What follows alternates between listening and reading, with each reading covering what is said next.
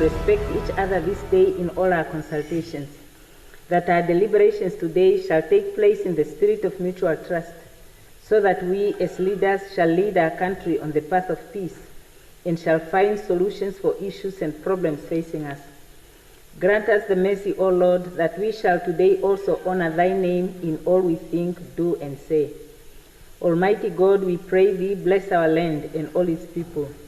This all we pray in the name of Jesus Christ our Lord. Amen. Affirmation. I solemnly affirm that I will be faithful to the Republic of Namibia and its people, and I solemnly promise to uphold and defend the Constitution and laws of the Republic of Namibia to the best of my ability.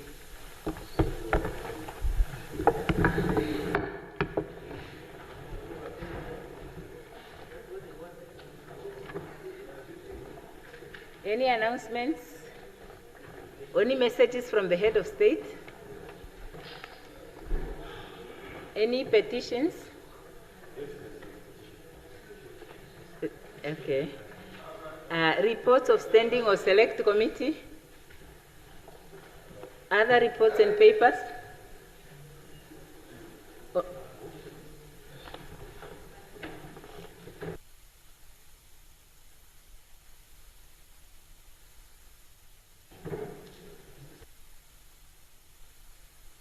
It's not on. This is not on.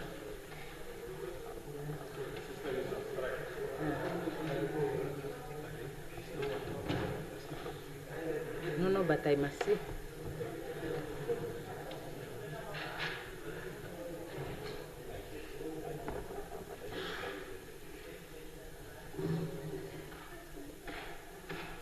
Okay, my system is not on. If there is any honorable member who has a report or paper, is there any honorable member who wants to table? None? Okay, notices of questions? Notices of motions? Notice of questions? Yeah, you see now, I don't know how we record.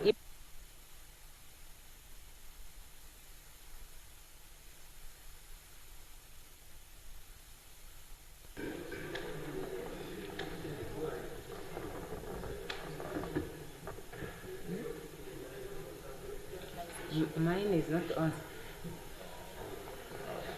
It's not TV. Right.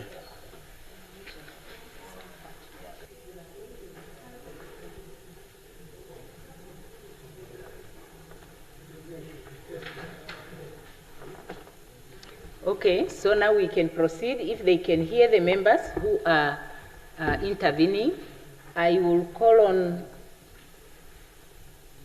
Okay, Honorable Ipumbu.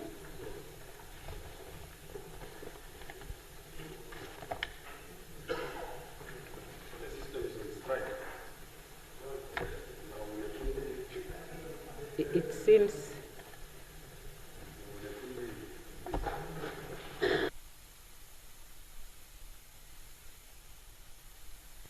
Yeah, okay.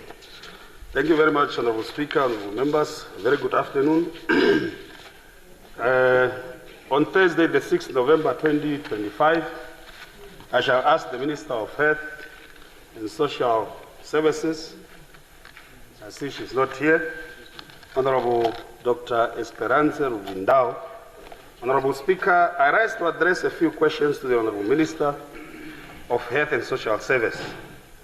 Honorable Minister, this is in light of your decision to threaten legal action against the Windhoek Observer through Dr. Velde, Kruger, and Haikali, Incorporated, where your brother serves as a director and a co-managing partner, concerning an article the newspaper wrote about the ministry.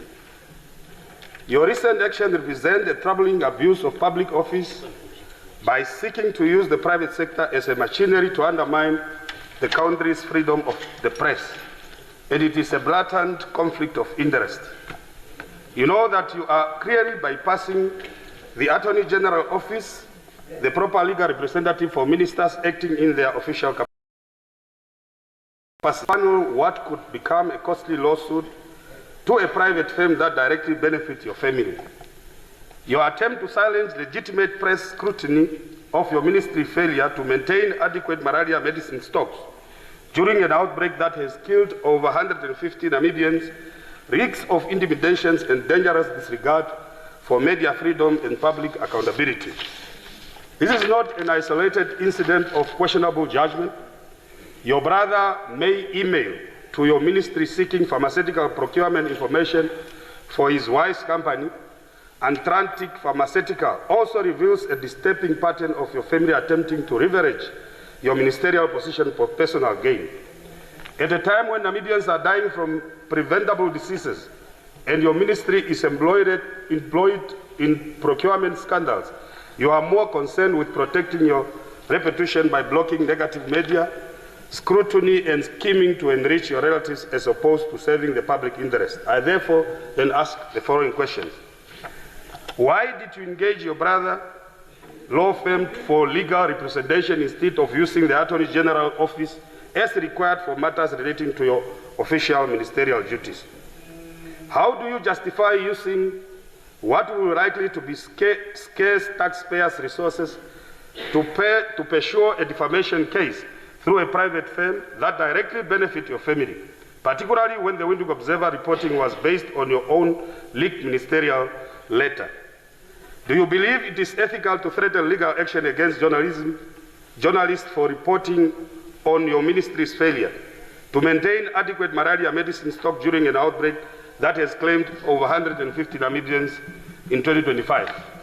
Second last one, Honorable Speaker.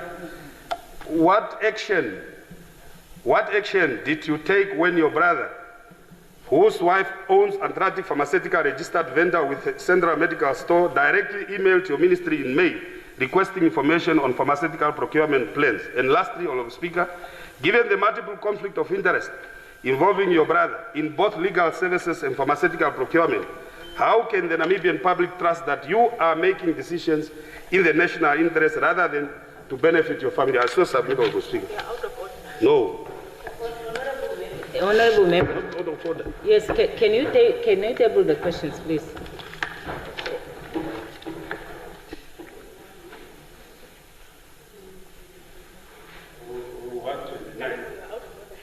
Not out of order. 129, Honorable Speaker. Yeah, honorable members. First, front desk, can you please refer me to the rule? 129. From 129 to 135. Yeah, okay.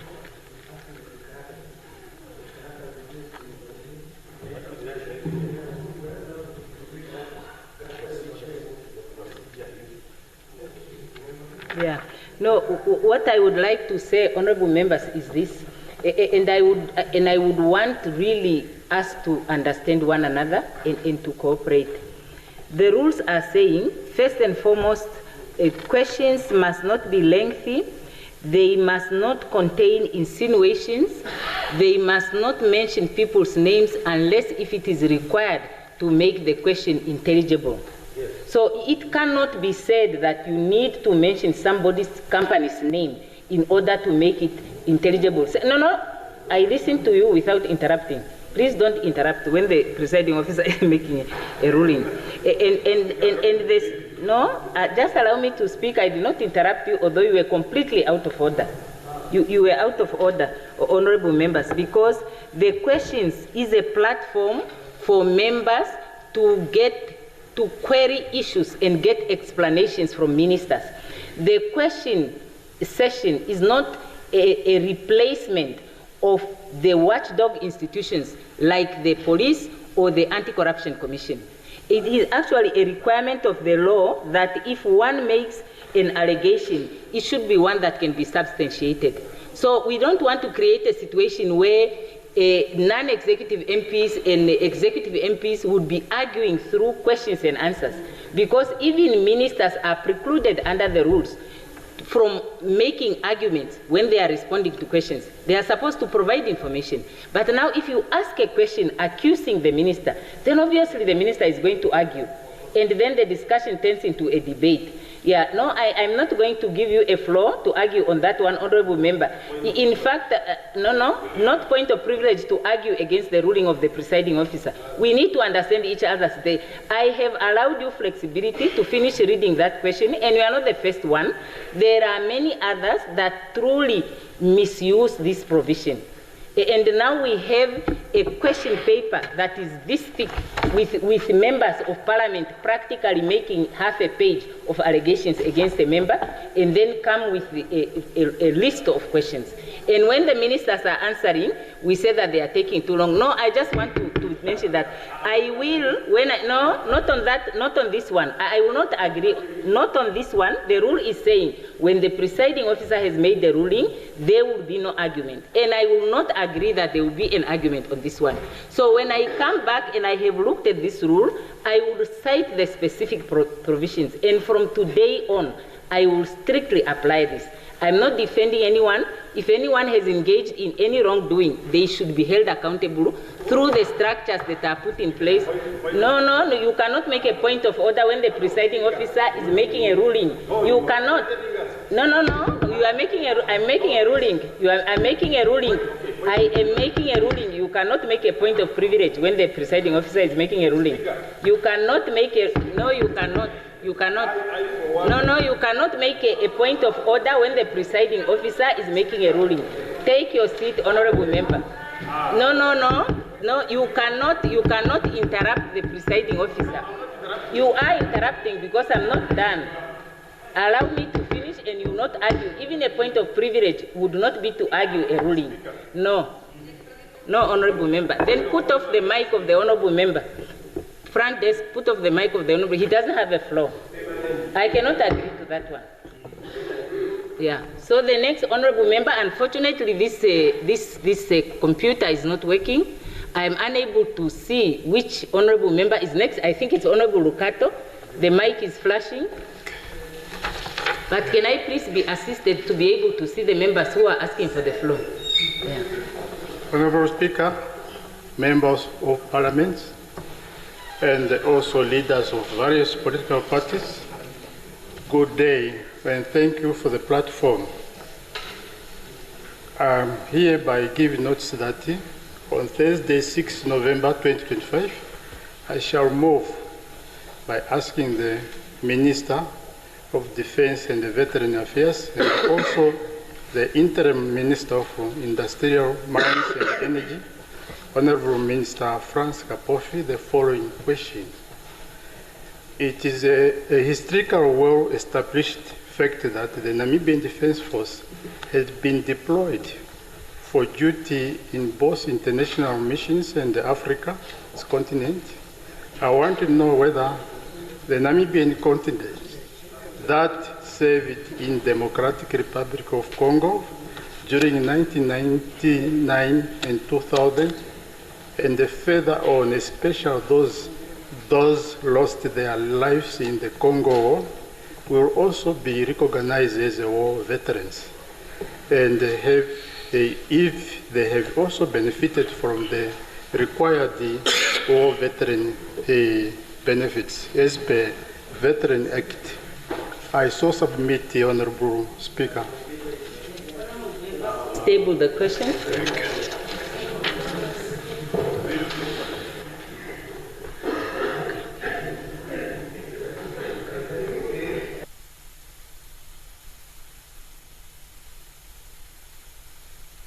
Thank you. I recognize Honorable Jonas. Now, honorable members, am I assured that the honorable members are being recorded if this gadget is not working here? Is the Hansard recording the proceedings of the House, Madam Secretary? Is the system recording the proceedings?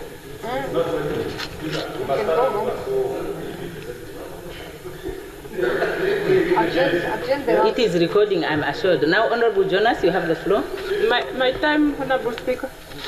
My time. Good. It's can it start? Please start. I hereby give notice that on 6 November 2025, I shall ask the following question to Honorable Minister Bacon Ekundi of Ministry of Works and Transport. The the Namibian construction sector has operated without a statutory regulator for many years, despite sustained advocacy from industry bodies. This regulatory gap is cited as a key reason for the sector's sharp decline, with its contribution to GDP failing from 3.1% in 2016 to just 1.4% in 2023, and employment reduced from argue that the absence of a regulatory has allowed foreign contractors to dominate large-scale infrastructure projects, draining vital economic resources and deprive local firms of opportunities. Although the government committed to establish a council at the 2019 Namibia Investment Summit, the enabling legislation has not yet been tabled in Parliament. I therefore ask the Honourable Minister the following. Honourable Minister, given that the commitment to establish a National Construction Council was first made at the 2019 Namibia Investment Summit, and considering the continued decline of the local construction sector, can the Minister provide this House with a defined timeline for the tabling of the National Construction Council bill, and clarify the specific legislative and procedural challenges that have caused the delay since the bill was last with the Cabinet Committee on Legislation in 2022. In the absence of the National Construction Council, what immediate and concrete interim measures is the Ministry implementing to protect Namibian contractors and workers from being systematically sidelined on both public and international funded infrastructure projects, particularly in light of the specific projects like Karibi Busakos, Ogongo, Shakati Pipeline, which were awarded predominantly to foreign contractors? Last one, how is the government reconciled its state goals of economic independence and job creation with its continued delays to enact the National Construction Council bill, a legislative body in the DeFi is critical to safeguard the local industry, especially when our neighbors in South Africa have long had robust regulatory bodies like the Construction Industry Development Board to oversee and develop their sectors. I so submit, Honourable Speaker. Honourable Member, you may now table the questions. If the Honourable Members can.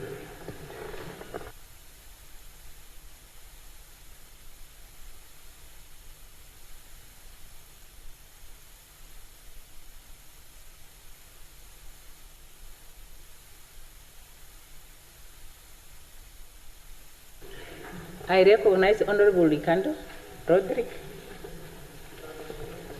Camera. Thank you very much for the floor. I just want to ask for your advice, Honourable Speaker. Yes. On what point are you raising, Honourable Roderick Ricardo? I have two sets of questions. The other one is urgent oral, the other one is written. And this urgent oral was supposed to ask it to the Honourable Minister of Environment yesterday, but as her custom these days, she comes late, so I was not able to ask. So what do I do in that scenario? Okay, so you are writing on a point of privilege. Yes. Yes, but yes. Yeah. So okay. So I think it could have been nice for you to just put your question in writing when the minister was not here for you to ask that oral agent question yesterday. And as you can see, the minister is not here, and usually we ask the agent oral questions after we are done with the written notified questions. Okay. So in that situation, I think I would advise that you just put your question in writing so that you can post it at the next session. Okay, it's all right.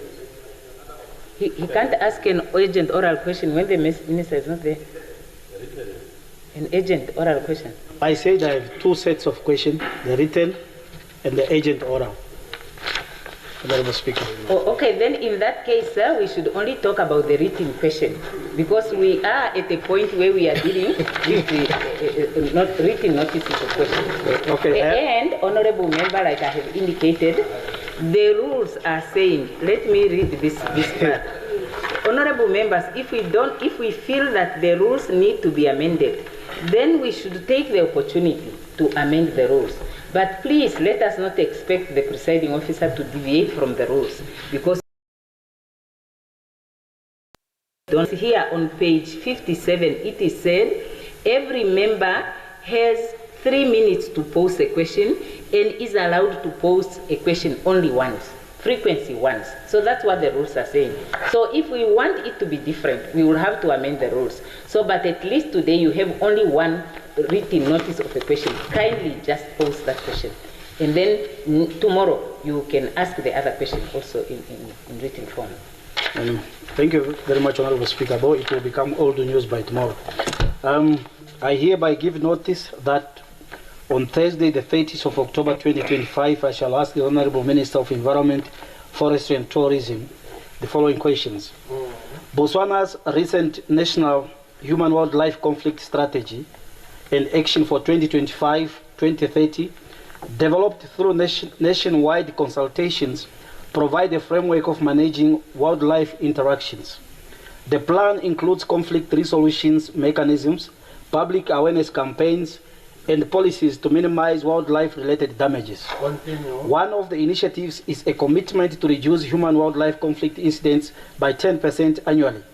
Namibia has a long-standing human-wildlife conflict policy revised in 2018 and the Human-Wildlife Conflict Self-Reliance Scheme. The Human-Wildlife Conflict Self-Reliance Scheme requires farmers to take reasonable precautions to protect their property to qualify for payments, which are not intended to fully compensate for all losses. Honorable Speaker, how is the government ensuring that its policies on human-wildlife conflict are adaptive to the changing land use patterns and the impact of climate change? Given that the Human-Wildlife Conflict Self-Reliance Scheme requires farmers to take reasonable precautions to protect their property to be eligible for payments, what specific support or resources does the ministry provide to help farmers implement these preventative measures? Namibia and Botswana share challenges within Kavango-Zambezi Transfrontier Conservation Area, CASA. What specific mechanisms are in place for Namibia to formally and regularly exchange data and best practices with Botswana regarding human-wildlife conflict management, particularly concerning transboundary species like elephants, lions, and buffaloes? Honorable Minister, what is the current status of the Wildlife and Protected Areas Management Bill? And how will it improve the existing Nature Conservation Ordinance of 1975 to address modern human-wildlife conflict challenges? Honorable Speaker, I so submit. The honorable member may now table the questions, please.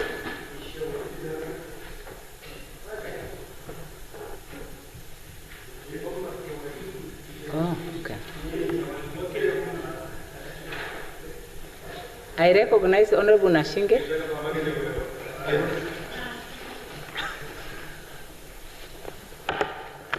Thank you. Thank you very much, Honorable Speaker. Please pardon my voice. Honorable Speaker, as Shadow Minister for Home Affairs, Safety and Security, I hereby give notice that on Thursday, the 6th of November 2025, I shall be asking my counterpart, the Minister of Home Affairs, Immigration, Safety and Security, Honorable Lucia Ipumbu. You have to live with this. That is the reality. Get used to it. Live with it.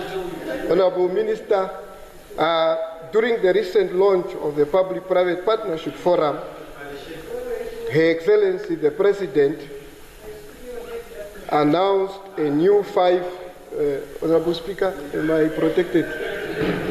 Please call the Honorable Minister to order. I have the floor.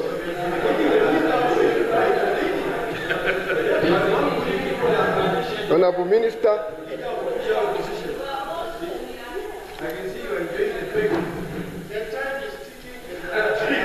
it's not stolen. Honorable Minister, during the recent launch of the Public-Private Partnership Forum, Her Excellency the President announced a new 5-year visa option for serious investors to boost economic activity and make Namibia a more desired investment destination. In light of this welcome announcement, could the Honourable Minister apprise this August House on the following? Given that this initiative was not created for in the recently tabled midterm budget review, what budgetary consideration has been taken into account, and what is the definitive timeline for the rollout of this new visa regime? 2, what specific measurable criteria will the ministry use to define a serious investor? Furthermore, what will be the minimum investment ceiling or threshold required to qualify for this visa status? 3, could the minister elaborate on the consultative process and evidence such as studies on successful models in countries like Rwanda, Mauritius that informed this strategic decision? Fourth and final, as far back as 2021, NIPDP developed a one-stop shop for investors. What lesson have we learned from NIPDP that informed Her Excellency in this proposal? I thank you, Honourable Speaker. Thank you, Honourable Member. Please table the questions. You may please table the questions, Honourable Nashinge.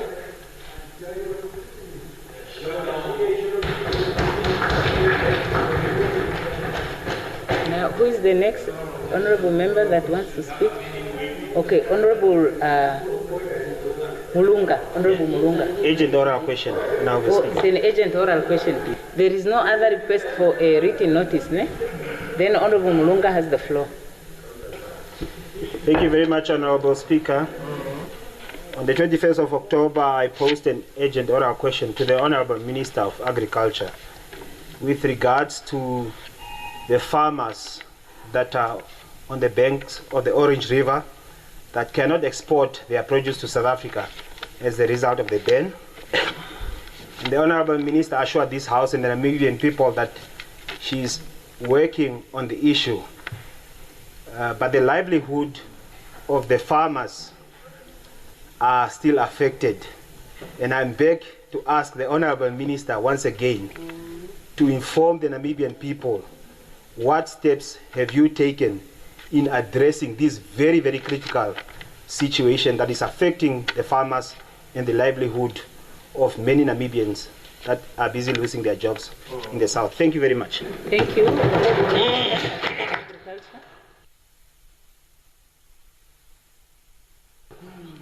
Thank you, Honourable Speaker. I have a ministerial statement on that issue, so I'll inform the House later. Thank you. Being the case, now we proceed to notices of motions. Any notice of motion? None? Ministerial statement? Oh. Is that a notice of a motion? Okay, Honourable Katamela, Honourable Deputy Speaker. Honourable Speaker, Honourable Members, on behalf of the esteemed members of this House, I move that tomorrow, the 30th of October 2025, I will lay upon the table the draft report that was discussed at the standing rules with regard to the internal arrangement report on Namibia's response to the draft protocol on the SADC Parliamentary Forum protocol. I so move. Please table the notice, Honourable Deputy Speaker.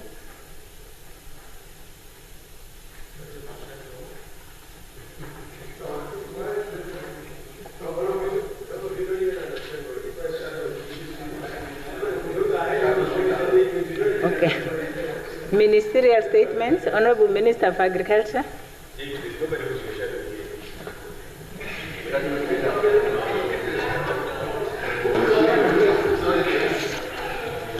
Honourable Speaker, Honourable Members, I rise to inform this August House of two important developments affecting the agricultural sector. One, concerning the cross-border horticultural trade, and the other regarding the locust outbreak threatening food security in the Zambezi region. Honorable Speaker, on the 8th of August 2025, the National Plant Health Protection Organization of Namibia received a formal notification from its South African counterpart, the National Plant Protection Organization of South Africa, regarding the suspension of import permits for selected horticultural commodities originating from Namibia. This included tomatoes, peppers, cucumbers, watermelons, pumpkins, and squash. The suspension was said to be precautionary, pending the submission of technical information to address the phytosanitary concerns that South Africa had. Namibia submitted the required documentation on the 12th of August, and it was acknowledged by South Africa on the 15th of August. The South African counterpart informed its Namibian counterpart that they will review the documentation and revert. Subsequently, NAPOSA raised concerns over the import restriction on South African produce and requested technical justification, which was provided by the Namibian counterpart on the 15th of August. Subsequent to this submission, there were back and forth clarification on technical level on the requested data, including the list of producers and additional documentation, such as detailed surveillance reports and pest diagnostics. This was unprecedented and necessitated institutional restructuring in the shortest possible term. We have therefore commenced the process to ensure increased staffing capacity for the directorate responsible for plant health protection. Due to the back and forth correspondence at technical level without resolution in sight, the matter was elevated to ministerial level and subsequently to presidential levels. As a result, all previously withdrawn permits have been reinstated and trade in affected commodities officially resumed on the 23rd of October 2025. This outcome reflects the strength of our bilateral cooperation between our two nations. We acknowledge, however, that during this period, our farmers incurred immense financial losses as well as spoiled produce, specifically for the two main producers of tomatoes that were affected. The affected commodities are highly perishable and therefore got spoiled. The situation also threatened the grape harvest as exporters rely on South African transit routes to access the European markets. The suspension also affected over 20,000 jobs and weakened our producers' confidence in our bilateral relations. Subsequently, the timely intervention by the head of state to safeguard the livelihoods of Namibian producers helped to preserve the integrity of the horticultural value chain and to maintain our country's standing as a reliable agricultural trade partner and to reaffirm the sound bilateral relations between our biggest trading partner and our sister country, South Africa. We would therefore like to thank Her Excellency for her efforts to ensure that this export ban was reversed immediately. Now, Honorable Speaker, honorable members, let me move on to the second issue that I wish to inform this August House. There has been a reported outbreak of serious African migratory locusts in the Zambezi region last week on Thursday.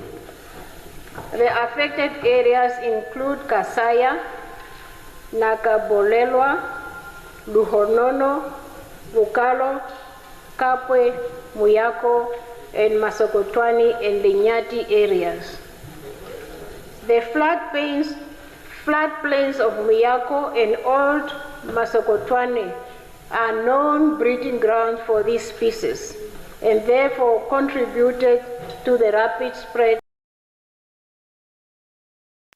of now reach both the hopper and flying stages, posing significant challenges to our control efforts.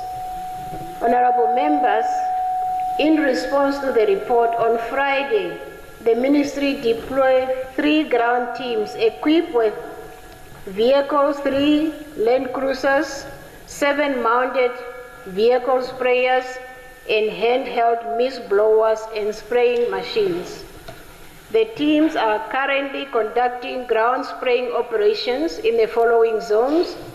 Nakambolelwa, Team 1 is in Nakambolelwa, Kasaya, Bukalo, Kapwe, and Luhonono area. The second team is deployed in Muyako, Lake Muyako, Ioma, Mutikwitila, and Ipu. The third team has been deployed to Masokotwane, Old Masokotwane, and Linyati area. To supplement these efforts, the ministry has also mobilized additional vehicles from the Directorate of Veterinary Services and the Program for Communal Land Development. However, the scale of the outbreak demands broader support from all stakeholders. I therefore call upon all other stakeholders, including government institutions, the regional councils, and the local authorities and the private sector to join hands in this emergency response. We also urge our traditional leaders in the communities in these areas where the spraying is taking place to take precautions, including to avoid contact with a spray dead locust and to also avoid consuming or using the locust for any purposes, and to inform our regional office for any spotted locust for the team to be able to respond swiftly. What is worsening the situation, honorable members, honorable Speaker, is also the situation appears to be the same in Botswana, and therefore they are also spraying the locusts, and the locusts, depending on the wind direction, are also flowing into the Zambezi region. In closing, honorable Speaker, let me emphasize that the frequent outbreak of African migratory locusts underscore the importance of vigilance, preparedness, and collaboration in safeguarding our agricultural sector. I thank you, Honorable Speaker. I would give the floor to the Minister of Finance to make her statement, and then I would allow some questions on both. Honorable Speaker, honorable members of Parliament, good afternoon. I rise today to share some excellent news with this august House and with all Namibians. Our country has just paid off its biggest ever international loan, known as the Eurobond, that is worth $750 million US. This is the largest single day debt payment in Namibia's history and shows that we are managing our finances responsibly and keeping to our policies. A Eurobond is a financial instrument through which middle-income countries such as Namibia, as well as other emerging and developing economies, can secure funding from the international capital markets. These US dollar-denominated loans, referred to as Eurobonds, are structured to be repaid over time. Namibia issued its first Eurobond in 2011 for $500 million US at a rate of 5.5%. These funds were allocated to support strategic initiatives, including housing, of course, and other development goals. The bond, listen to this one, the bond was successfully redeemed in November 2021. 2015, Namibia entered the international capital markets for the second time with the issuance of the $750 million Eurobond at a coupon rate of 5.25%, which was repaid today.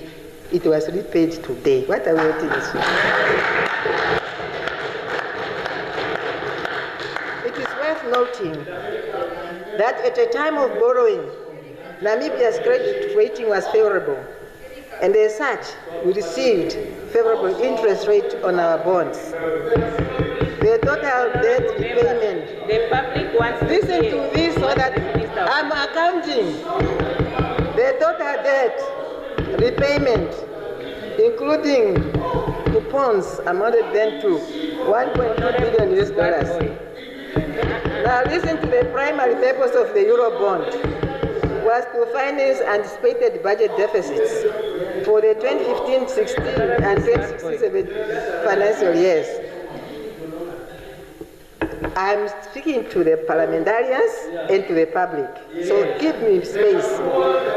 In addition, the proceeds were utilized to strengthen international reserves, fund key infrastructure projects like the roads, water, and infrastructure in education and health sectors. The redemption of the Eurobond in 2025-2026 was not only anticipated, it was meticulously planned through prudent fiscal management. Listen how we managed to do this. I still have time. We established a sinking fund that accumulated the necessary resources to meet our obligations without compromising service delivery or macroeconomic stability. Through this mechanism, we had mobilized $444 million, demonstrating our resolve to meet obligations. To bridge the remaining gap of $306 million, we issued, in a very transparent manner, requests for proposals to all the local commercial banks. I'm pleased to announce that the response was robust and competitive. The following were the responses. Standard Bank, $3 billion. FNB, $1.5 billion. Bank Vendog, $1.5 billion, giving us $6 billion, right? This strategy allows us to avoid re-entering the Eurobond market and unfavorable global conditions. It preserved foreign reserves, reduced exchange rate exposure, and reinforced investor confidence in Namibia's creditworthiness. While foreign reserves are projected to decline from 63 billion at the end of 2024 to 47 billion at the end of 2025, we anticipate a moderate recovery in 2026, supported by sound fiscal planning and continued economic resilience. Domestic debt now makes up 85% of government debt, while the foreign ones, listen to this one, it's just now 15%. Thank you. Now, by paying off this debt, we have shown the world and everybody else that Namibia is trustworthy. Namibia and its government is trustworthy and can manage its money well. This helps keep our economy strong and protect us from sudden changes in the global market. Most of our government debt is now owed by our local banks, not foreign ones. This means we are less at risk from exchange rate fluctuations and more money stays in Namibia for development. We promise to pay back what we borrowed, and we have done so. This builds trust with investors and gives in the options in the future if we need to borrow. Honorable Speaker, honorable members, we will continue to manage our finances wisely, raise money within Namibia, and invest in projects that benefit our people. This achievement is not just about money, it's about Namibia's independence, credibility, and shared future. We want to have you here. So I want to thank everyone who worked very, very hard to make this possible, especially the teams within the Ministry of Finance and Bank of Namibia. Indeed, today is also the birthday for our President, Her Excellency Dr. Netumbo Nandi-Ndaitwah, making this achievement more special for our nation. Now, before I conclude, and on a special note, if I were you, all of us here, listening to this, in 2011, we borrowed 500 million.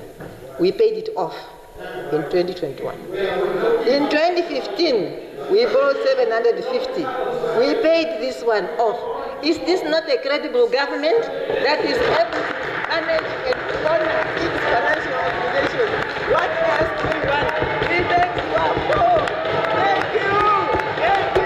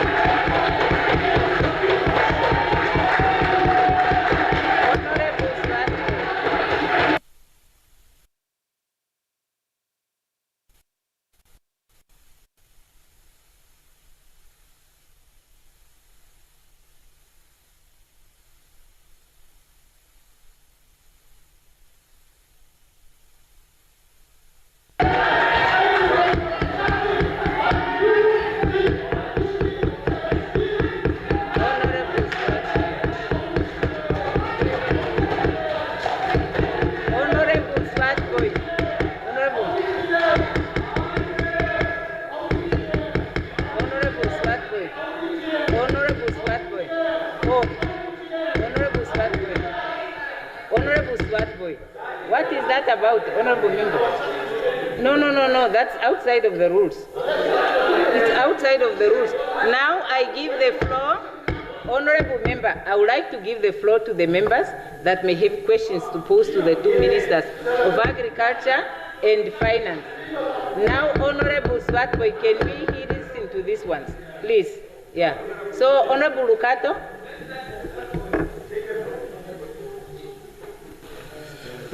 Honorable Speaker, honorable members, thank you very much for the floor again.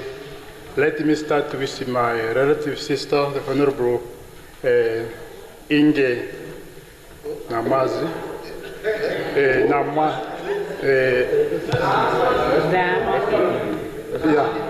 Okay.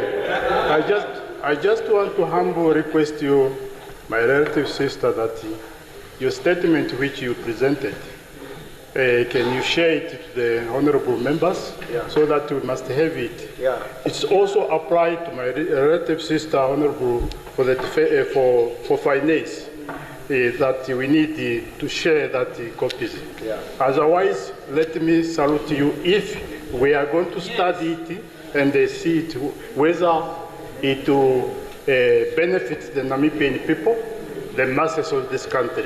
I thank you. Thank you, honorable members. Unfortunately, my screen is still not fixed, so I'm struggling to see who is next. Okay, the honorable member, you have the floor. Yeah. Thank you, Honorable Speaker. Thank you, Honorable Minister, for responding to this very, very critical issue that was at hand.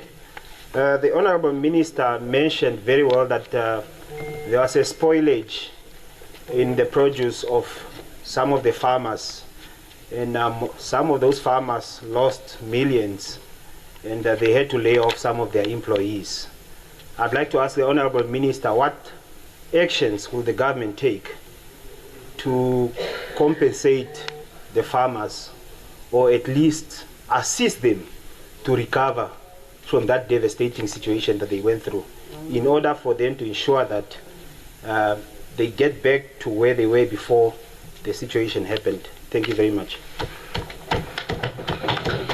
Thank you.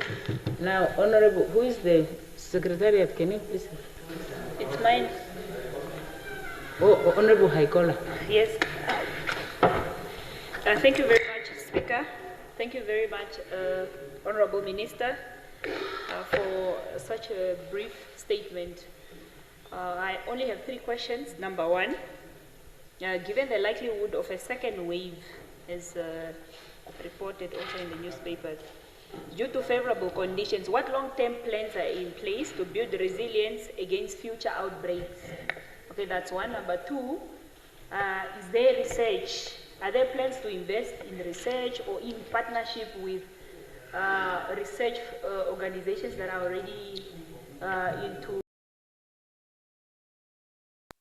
draw? Because we do not want to use pesticide, so a biological control can also work in this case.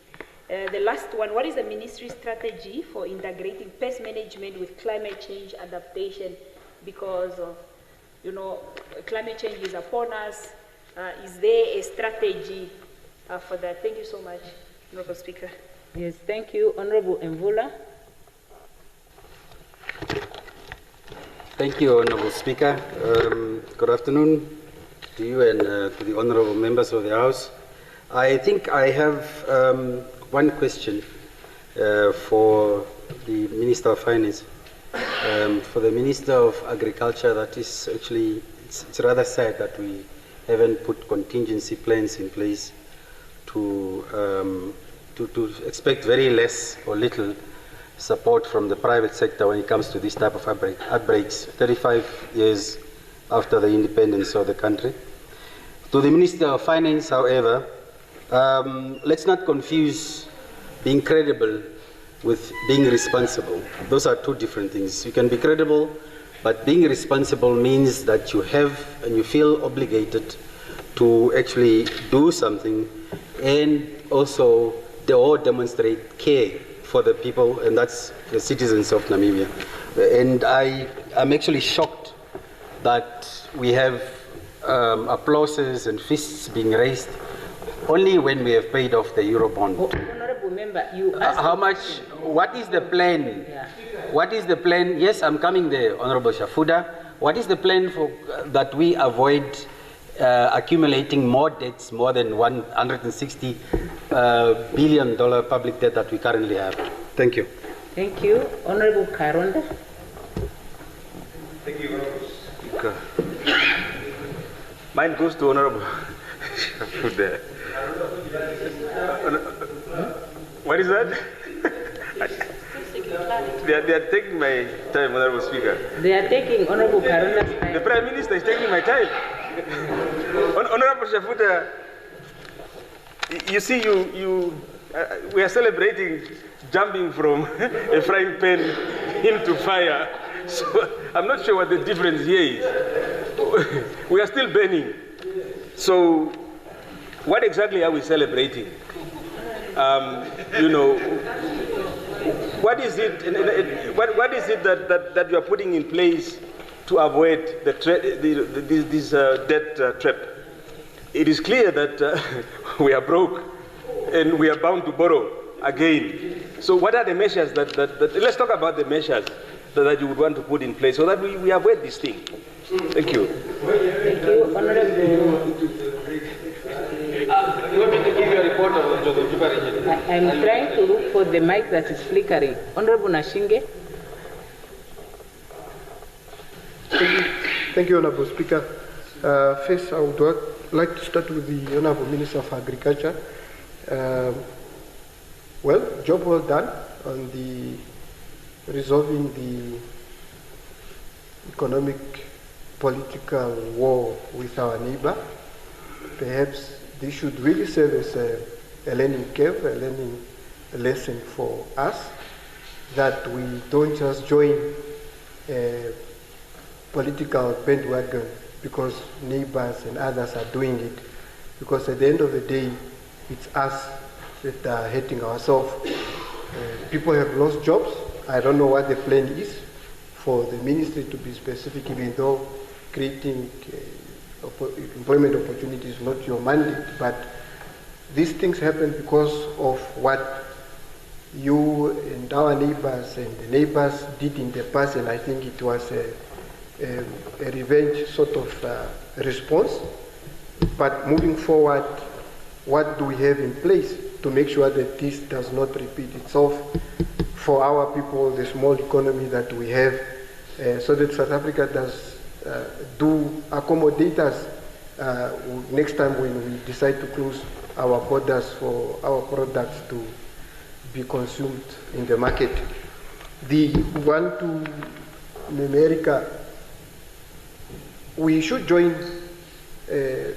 but not the celebration, I don't know how to term it, that at least we are somehow showing a bit of fiscal discipline, that we finish to pay our loan on time.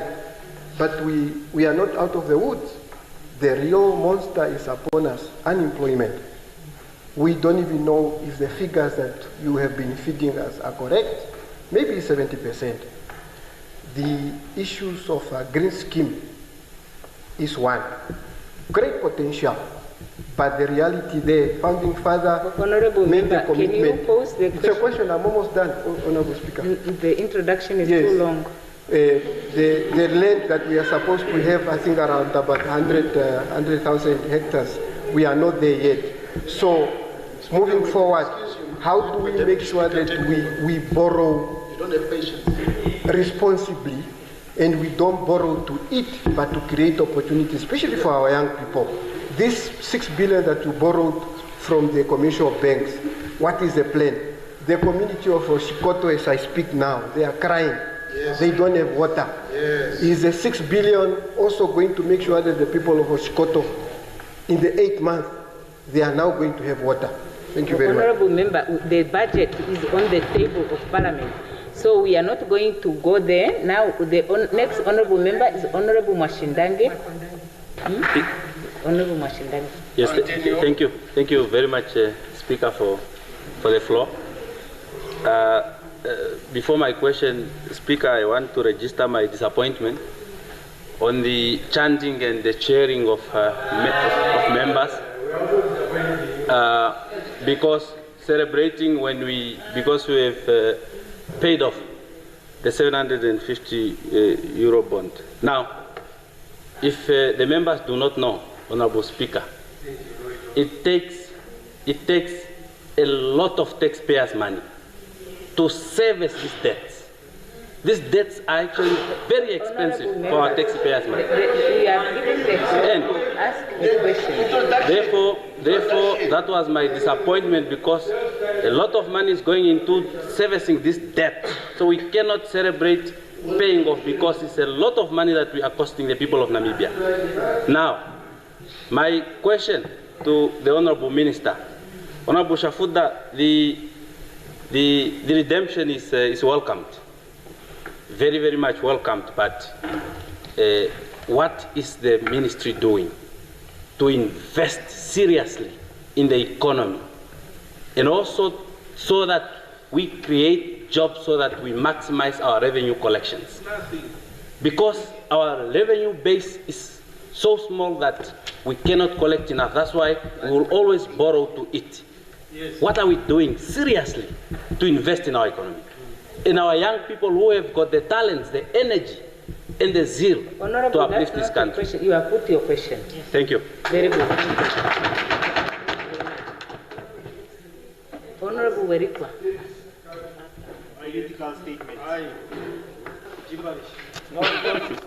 Thank you very much, Honorable Speaker.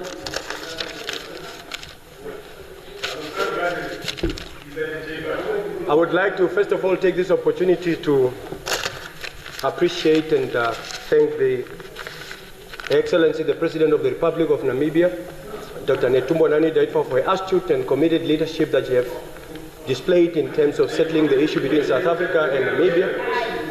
But what is important is that the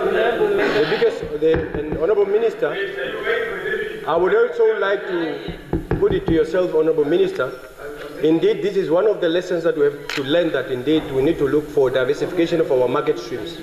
In terms of ensuring that our market is not only centralized around South Africa, what are the measures that we are putting in place to ensure that we diversify our market, so that next time when such thing ensues, our products are actually not going to be spoiled, because agricultural produce are actually perishable produce. So my question is, what are the measures that you are putting in place to find a market in terms of diversifying our market? That is a question. Secondly, in terms of the Eurobond, the Honourable Minister of Finance, I am aware that, Honourable Minister, are you aware that Are you aware that when you have a neighbor who is involved in witchcraft, and there are pastors that are talking about witchcraft, that very neighbor always gets very tempted, and they would actually want to do everything and anything. Honorable Speaker, I would like to take note that the 750 million... Honorable Member, I'm posing the question. Pose the question? Yeah, I'm posing the question. Okay. I want to pose the question to the Honorable Minister of Finance. Honorable Minister, the payment of $750 million indeed is worth celebrating, because the question that have been answered and that we've been looking for, that I will continue answering, is this money, the 13 billion, is this money going to be diverted into any other social program? And indeed, when you look at the Swabo Party manifesto, there are a number of key programs that are put there. Are we going to satisfy those programs? Because now we have financial prowess, we have the muscles. So does it mean that with this surplus of 13 billion, does it mean that the longer-awaited programs are going to be implemented or not? That is the question that I'm posting, appreciating your good leadership and indeed astute leadership. We have paid off the debts. Thank you very much, Honorable. Yes. Okay, honorable members, we don't get up to make comments on the statements of the ministers. We only ask questions. And on the issue of the budget, it is on the table. Can we please allow the minister to respond to issues related to the budget during her reply? Now I give the floor to Honorable Kambala.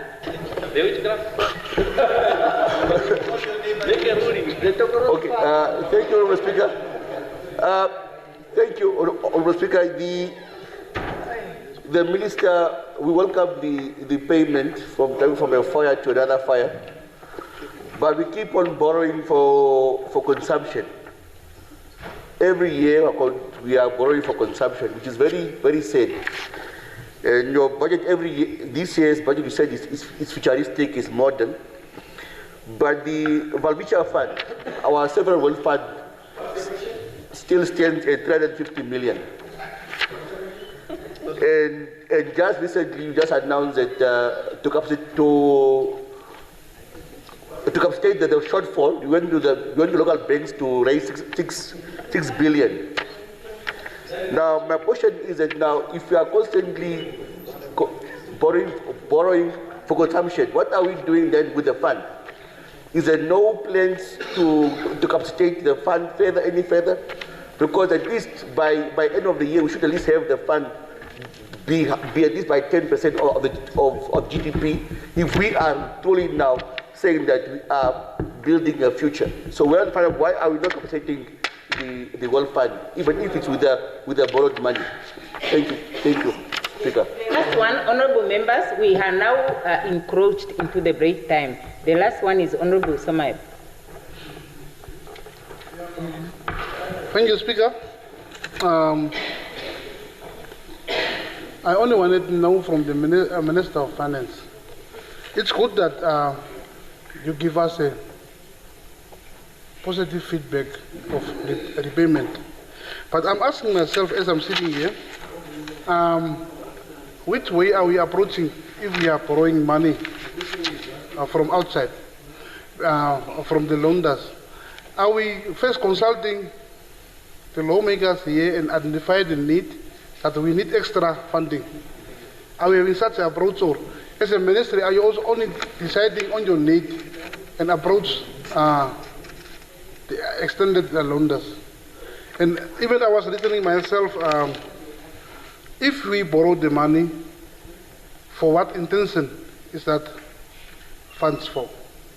And also the impact. Because I wanted to know from this $1 billion, this and this and this is what we have achieved. So my question goes around about that. Yeah. Ipumbu? Yeah, mine is very yeah, thank you very much, Honorable Minister of Finance. Yes, it's worth it, appreciating, but then the question remains. Now that we have finally paid off the debt, we should now put a question mark there. What physical and monetary mechanism does your ministry now put in place to make sure that we don't fall back into the depths, so that we start at least borrowing within our own institutions. I think there, please, if Minister, you can assure this nation, I guarantee the wisdom that you will get from the public, it will be well appreciated. As I submit. Very good, Honorable Member. That was a better way to put your question. Now I give the floor to Honorable Dhamani first to answer the questions that were put to her, and thereafter Honorable Shafuda would take the floor. Speaker, Honorable Mulunga, in terms of what action will be taken by the government to compensate or to assist the farmers, this is yet to be discussed. I cannot say what actions or measures will be taken to assist farmers because we need to look into the issues surrounding the situation that has transpired that had led to the action that the export permits were denied. So that's what I can say at this stage. Honorable Lucato, yes, the statement, I will avail it as soon as I can. And Honorable Haikola, in terms of what long-term plans do we need to put in place in order to build resilience, I think in early constant surveillance and early detection is key. Because as the name says, these are migratory locusts. They move around across the continent from all over. And the best second measure that you need to have in place is to make sure that you are adequately prepared, you are stocked with the necessary equipment and insecticide to respond once an outbreak has been reported. And insofar as the issue of research is concerned, yes, we are collaborating with our University of Higher Learning, the University of Namibia and NAS. In fact, we are about to sign an MOU with UNA, and these are the areas where we are looking at in terms of how university, through research, can support our sector so that we have sufficient scientific data in order to make decisions ahead of time. And in terms of Honorable Nashinge, I think to some extent what we need to do, and Honorable Werikwa alluded to that, we need to diversify our markets so that we are not dependent on one single market. And over the years, the government has been doing precisely that by entering into bilateral agreements for various products. We have an agreement with China for fresh produce. We have export markets in the US, we have export market in Europe. In fact, most of the grapes that go through South Africa are destined for the European markets. So, but we do understand that the farmers in the Karas region are much more closer to Cape Town than to the Walvis Bay port.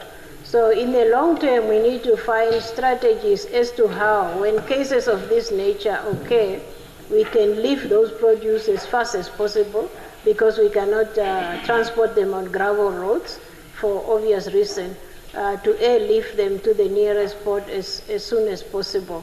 And also we urge our farmers, and we have been speaking to them throughout this period, that they must also begin to look elsewhere and to encourage also our own Namibians to support local produce. When you go to the supermarket and you look at the shelf, please buy the Namibian produce, and by so doing, you are creating markets. As well as our institution, the more there is demand locally, the less need we have to export our produce. So that's what I can say, Honorable Nashinge, on your question. And Honorable Werikwa, your comment is spot on. We definitely need to diversify our markets, and we are indeed diversifying our markets. And we will continue to make sure that we find more markets as we improve our agricultural production. I think it was a comment on the green scheme, but that was not placed on me and to the Minister of Finance. But as you know, our green schemes, we are scaling up production over term, and we are now planting throughout the year fresh summer crops as well as winter crops. But of course, the constraint is the resources to be able to scale it up to full production. So thank you very much, Honorable Speaker. Thank you, Honorable Shafuta. Thank you very much, Honorable Speaker. I really thank all honorable members who took the floor to share their reflections on my ministerial statement. I can say that this is time for us to rejoice, and we'll continue to say, let us continue to celebrate. Now, Honorable Mvula, yes, there's a difference between credible, this is responsibility, and so forth. Very good. That is why we have demonstrated both of what you have just asked. Where is Honorable Mvula? Yeah? We are responsible and we are credible. So you have just answered yourself, Honorable Member. Honorable, no, I'm not campaigning. Honorable Mashindange, I'll come. Honorable Mashindange, yes, you have indicated that it is expensive to service the debt, especially when it's foreign debt. That is why we have redeemed it so that we give more weight to local borrowing. So we have just answered ourselves. That is why we are the Shadow Minister of Finance. Then, Honorable Nasinge, again, you emphasized on fiscal discipline, which is all what we have been saying here, that our motto is fiscal discipline, and that is what we are doing. In other words, we are borrowing responsibly because we do not want to put our country into a debt trap like some other countries that you all know. That is why we have to pay this debt of $750 million today. Now, on Honorable Ipumbu, and I think there were also other honorables who asked about what measures are we putting in place. As we are sustaining our debt, we are in that path of fiscal consolidation, and with that debt sustainability, we are saying to ourselves, all those ones who owe the government, pay your debt in terms of revenue that we are collecting. Because if we increase our revenue collections, we reduce that gap called deficit.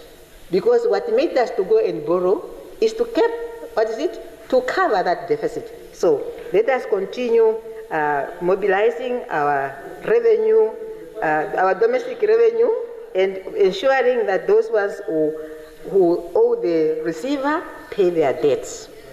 Equally, the other measure, on a serious note, we are also looking into the issues of PPP, like I have said here.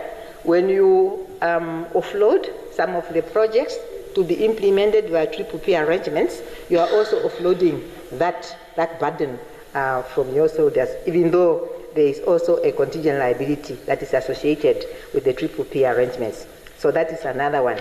And again, we are also saying to the SOEs that have good balance sheets, right, commercial ones, they can also borrow, say for housing, and they can be issued with a guarantee.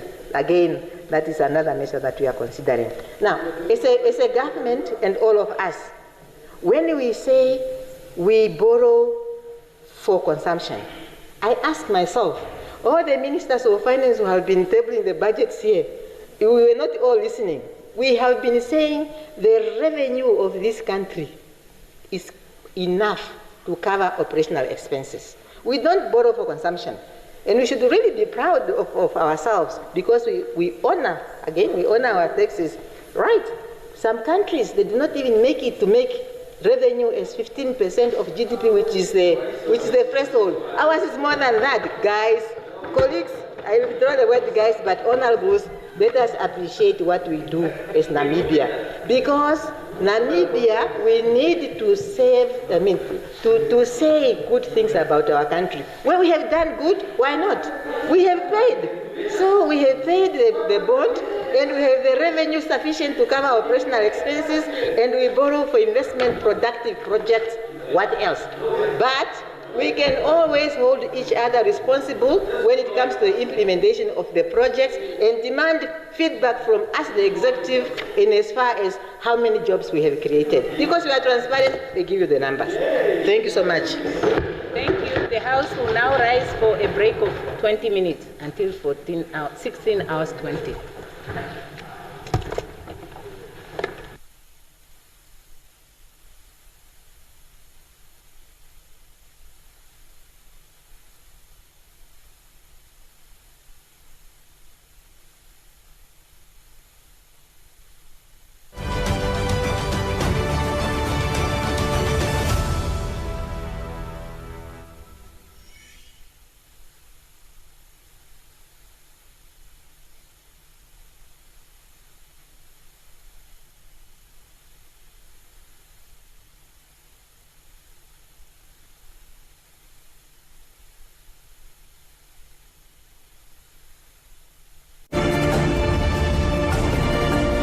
This is NBC1. It's ours. I slammed on my brakes, my car jerked, and I proceeded to go into the parking spot. One driver doesn't believe another. This man comes running out, pestering at me, screaming at me, saying I hit his car. I go, sir, I did not hit your car. The plaintiff has a video. So you hit his car. No, I did not hit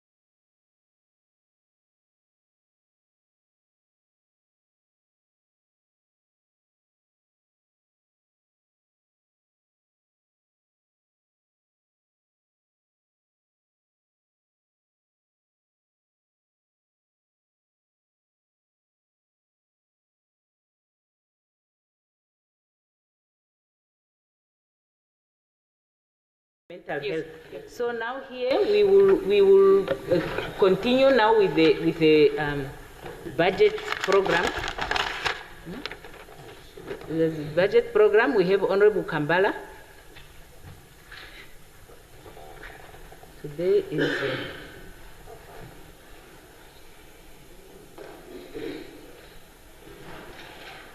yes, proceed, Honorable Member.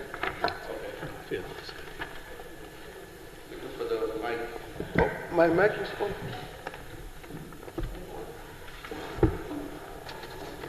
All right.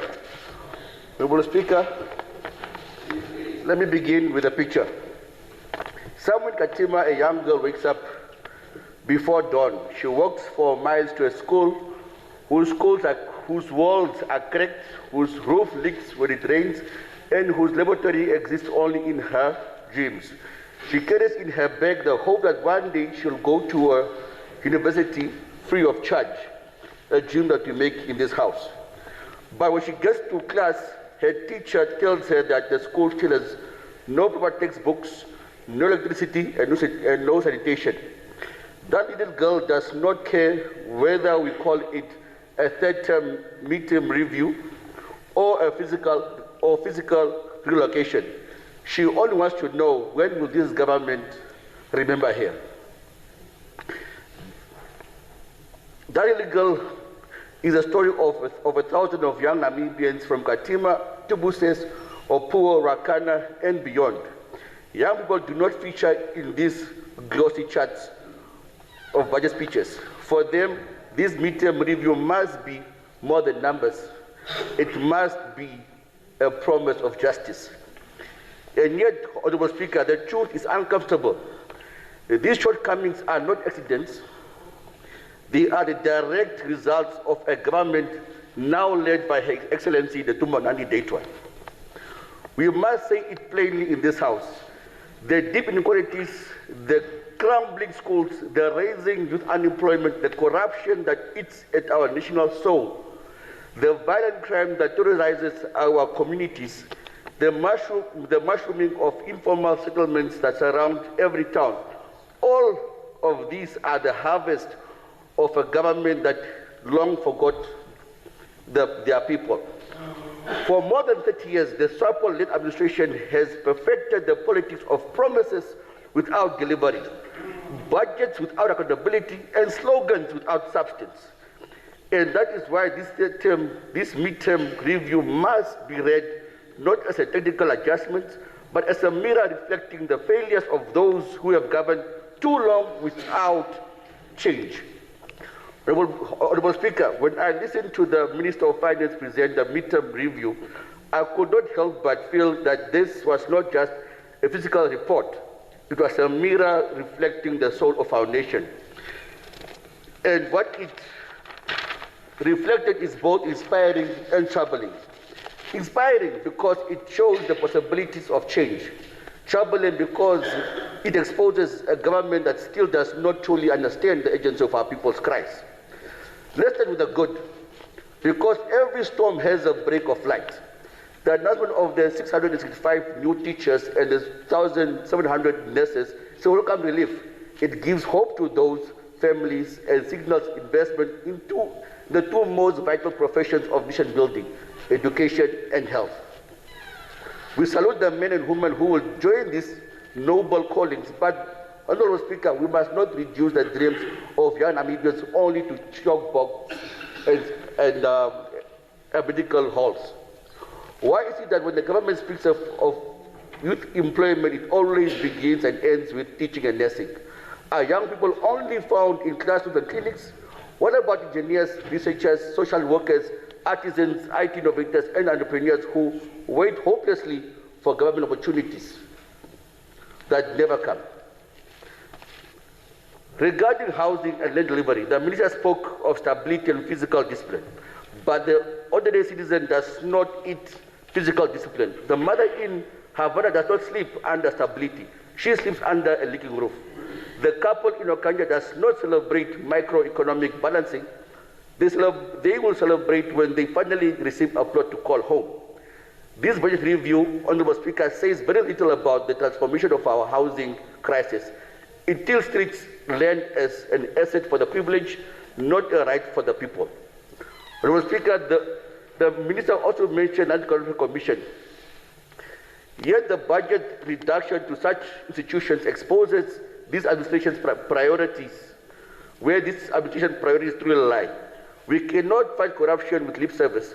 When the funds are relocated or remitted from oversight bodies, what message do we send?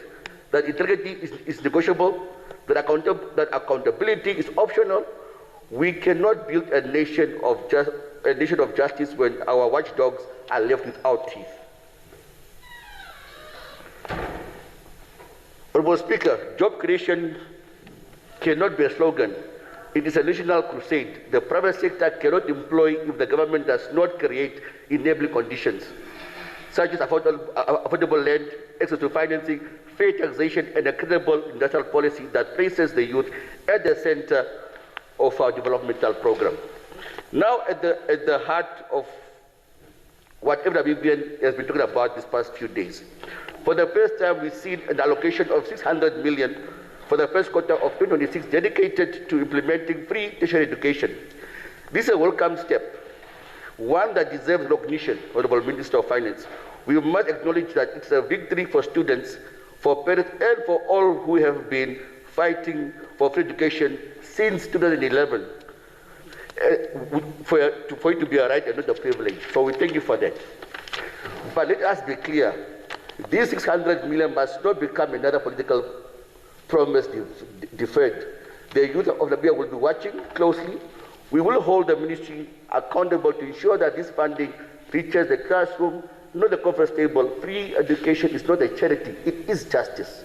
It is the investment that will determine whether this nation rises or remains stagnant. Honourable Minister, Honourable Speaker, the Minister ability stated that this budget is futuristic, looking forward and modern, yet the implementation contradicts this very narrative. If we are truly to build for the future, where is the strategic strengthening of the Valvicha Fund, as I earlier asked? Where is the commitment to invest present revenues, especially from our natural resources, into the general savings that secure tomorrow's stability? We cannot speak of future planning while failing to safeguard the national wealth for future generations. A futuristic vision without capital investment in the Vulture Fund is not planning, it is political poetry. The midterm budget review had an opportunity to inspire confidence, to show that the government is not only counting coins, but also counting people. Yet it still speaks the language of austerity in a country that needs boldness. It still thinks like an accountant when it should think like a builder of dreams. To the Honourable Minister of Finance, I say this with respect. Fiscal prudence must never ever come at the cost of the national purse. As you balance the books, remember to balance the lives of our people. Let us stop treating the youth as their future. We are the present. Without them, there is no future. Place our youth, education and employment, and the creative industry at the center of our developmental budget. And not as a political statement, but it is a moral duty. Because when a nation invests in its young, it builds not only its economy, but it also builds its soul. With that, Honourable Minister and Honourable Speaker, I so support the budget with those short few comments. Thank you very much. Yes, thank you. Honourable Mashindange.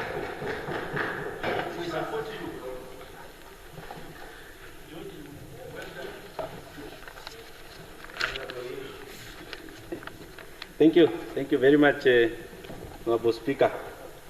Honourable Speaker, honourable members of this august House, fellow Namibians, as the Shadow Minister of Finance, I rise to contribute to the debate on the mid-year appropriation review, as tabled by the Minister of Finance, the Honourable Erika Shafuda. I do so aware of our responsibility to hold government to account, to scrutinize the government's conduct and to safeguard the public purse, and also to ensure that the aspirations of the Namibian people are advanced in fiscal, sustainable ways. Honorable Speaker, I will begin by acknowledging the difficult fiscal and economic context in which this review is presented, as the Minister has admitted that on a growth for the 2025 has been revised downward, with the economy projected to grow at only about 3.3% this year, significantly lower than the earlier forecast. And also a revenue shortfall of about 3.2 billion expected for the 2025-2026 financial year. And the public debt rising and debt servicing costs also increasing, with interest payment now projected at 14.3 billion, or 16.1% of our total revenue. In such an environment, it's prudent that the review emphasizes the need for the discipline in expenditure, prioritization of resources, and the realistic revenue strategy. Honorable Speaker, honorable members, while we welcome the reallocation of funds to address pressing social priorities, for example, the 814 million to the Ministry of Education, Innovation, Youth, Sports, Arts, Culture, in particular 663 million for tuition and registration fees under the subsidized free tertiary education program. Our support is conditional only if the resources will benefit all Namibians studying or intending to study at any accredited university in Namibia. Honorable Speaker, you cannot dictate with taxpayers' money on which student to fund and which student not to fund. It's taxpayers' money. It should benefit each and every Namibian. Each and everyone. And while the ministry has only allocated 663 billion, you agree with me? If, let's say, in the last statistic, we had about 70,000 rounded. 70,000 students were studying. Now, if I just say one student will require 25,000 Namibian dollars for those 3 first months, for example, if you multiply that with 70,000 people that are studying, you get a 1.7 billion. So the fees must fall, that was echoed and announced by the President somewhere. Fees are not falling, honorable members. Fees are not falling because this money is not enough. It's just a drop in an ocean. Reality. Honorable Speaker, there are serious concerns that this House must interrogate seriously. Revenue vulnerabilities and over-optimization of expenditure. While commendable that reallocation is taking place, the underlying revenue shortfall remains large at 3.2 billion. The review acknowledged that domestic revenue streams remain fragile. Personal income tax growth is modest. VAT refunds are high. And capital project execution remains very weak. In this light, we must question whether the current resource envelope is adequate to deliver the stated priorities without sacrificing long-term stabilities. The development expenditure is being constrained. The review notes that development expenditure has been reduced to about 8.8 billion, down 9.4% from the previous estimate of 9.6 billion. This trend is troubling, honorable members, because the Namibian economy's growth potential is hampered by infrastructure bottlenecks, low execution rates, and an over-reliance on the extractive sectors. If capital investment is being trimmed at a time of low growth, we risk entrenching stagnation rather than accelerating recovery. Our national debt stock, Namibia's total debt stock rose by 8.7%. Listen carefully. To 167.2 billion Namibian dollars in the financial year 2024-2025, against the previous estimate of a 7.9% increase. The total debt to GDP for the 2024-2025 financial year is similarly revised up to 67.3% from the initial 66.0%, owing both to more debt issuance and weaker nominal GDP growth. While the efforts to reduce the foreign debt exposure are commendable, the domestic debt outlook is less encouraging. This is due to the continued deficits, including this year's primary deficit, and relying on domestic finance to offset the Eurobond redemption, which we just redeemed today. Yes, commendable. Heavy debt servicing and limited physical space, with interest payments projected at 16.1% of revenue. There is limited flexibility for the new initiatives without furthering increasing borrowing or cutting other allocations. The minister's statement that the government will not resort to drastic cuts but rather seeks efficiency, eliminate leakages, is laudable, but we must demand clarity. Where are the leakages, Honorable Minister? What are the concrete reforms? And what will be the timelines? The risk of under-execution remains very high. The fact that capital project execution is low means that even when the funds are allocated, they may not translate into outcomes. The review recognized low execution rates of only about 39% of budgeted spendings, vis-a-vis 43% of last year. By end September, this is a structural challenge, Honorable Speaker, Honorable Members. Allocations alone will not suffice. Delivery must improve. Yes. Social priorities versus fiscal realism. While the increase in allocation to education, health, and emergency disasters fund are positive, we need to question whether these are adequately funded and whether the frameworks for their execution and monitoring are strong enough. The reallocation totaling to 1.2 billion is significant but modest relative to the added pressure. Honorable Speaker, in light of the above, I propose the following conditions for our support of the appropriation amendment bill. Number one, transparent medium-term review strategy. The government must present by the next budget cycle to this August House a detailed medium-term revenue strategy showing projected revenue growth, tax-based expansions, improved compliances, and measures to caution against external shocks. The review mentions this but lacks details. Number two, improved execution of capital projects.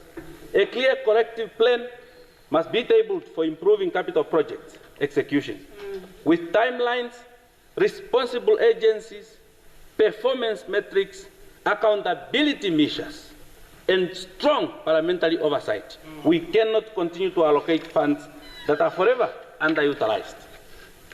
Number three, prioritization framework for spending. Given the constrained fiscal space and rising debt servicing, the government must adopt and publish a robust prioritization framework for spending.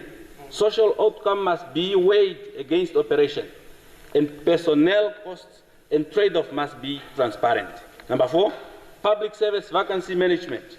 The savings identified from unfilled vacancies should not be used merely to top up budgets, but should be reinvested, very important, should be reinvested into productivity. I'm almost there, Honorable Speaker.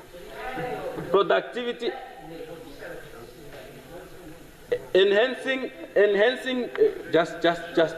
One moment, Honorable Speaker.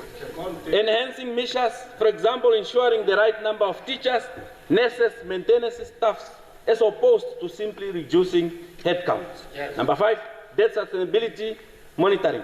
This August House requires a biannual successful updates on public debt, domestic and external, contingent liabilities, state-owned enterprise guarantees, and the trajectory of debt servicing costs to ensure the fiscal path remains viable.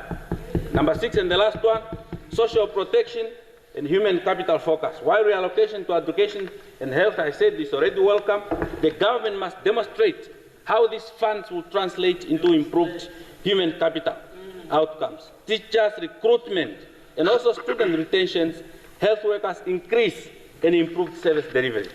Honorable Speaker, as I conclude, I want to remind us that we stand at a critical time of Namibia's economy and public finance. Honorable Member, this mid-year rightly recognizes the constraints we face, and some of these responsibilities are encouraging. However, recognizing constraints is not sufficient.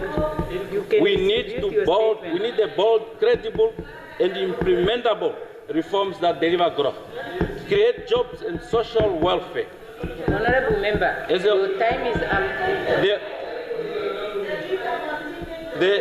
Honorable Speaker, now on a lighter note. No, Honorable Member. No, I'm done. The challenge is, can you stop the clock maybe? You see, the challenge that I'm faced with here is, maybe you take your seat, please stop the clock. In front desk, please, you must reset the clock every time after the minutes have lapsed.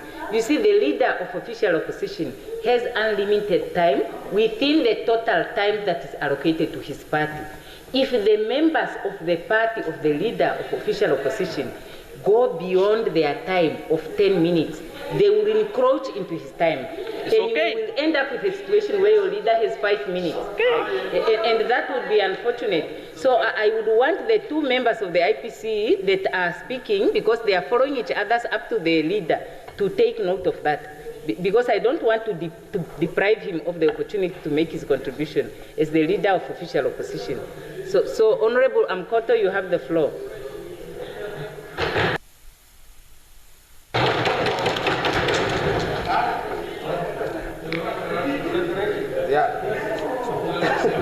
Thank you very much, Honorable Speaker. I rise to make my contribution to the midterm budget review, specifically addressing the Ministry of Urban and Rural Development, of which I am the Shadow Minister. Yes. A ministry that stands at the center of the House governance in this country. Honorable Speaker, we are told that this ministry has achieved a 98.5% budget execution, but the people on the ground are still asking one question: where is the impact? Because when you drive through our informal settlement, from Havana to Okahanja Park, from Ombili to Upindi, from Onawa to Kwisebmund, what you see is not 98.5% progress. What you see is 98.5% paperwork and 1.5% delivery. We need to push for implementation. The ministry report that 957 houses were built and 2,579 rural sanitation units were provided. But, Honorable Speaker, the national housing backlog is over 300,000 units, and thousands of Namibians are still forced to relieve themselves in the bushes because there are no toilets. When a ministry celebrates 2,500 toilets in a country of 3 million people, that is a reminder of how far behind we are. We are told about 26 new townships proclaimed and the 1,772 plot services across the country. We need to question how many of those plots are actually affordable to the ordinary worker, the domestic worker, the security guard, and the young graduate. land delivery must not only be counted in numbers, it must be measured in affordability and accessibility. Honorable Speaker, the decentralization process, which was supposed to empower local authority and bring decision-making closer to the people, remain one of the biggest disappointments of this government. For years, we have heard about the decentralization policy review, the Regional Council Act amendment, the Regional Council Development Fund bill, yet all of them are still either under review or awaiting finalization or under legal drafting. Meanwhile, Regional Council cannot fund community projects. Local authorities are collapsing financial, and ordinary Namibians continue to be told that service will come after next policy review. We cannot decentralize slogan while centralizing resources. This government boasts about good governance and performance agreement. The report says almost all senior staff have signed a performance contract, but the question is, where is the performance? How many settlements have moved from informal settlement in the last 5 years? How many low-cost houses has actually been built for low-income earners, not middle-income people hiding under affordable housing projects? Honorable Speaker, let us talk about the revenue correction. The ministry corrected only 605,622 Namibian dollars out of target of 985 million. That is shortfall of nearly 40%. Year after year, we hear the same excuse. Local authority lack capacity, but who is responsible for building that capacity if not the ministry itself? This tells us that local authority and council need a stronger revenue system.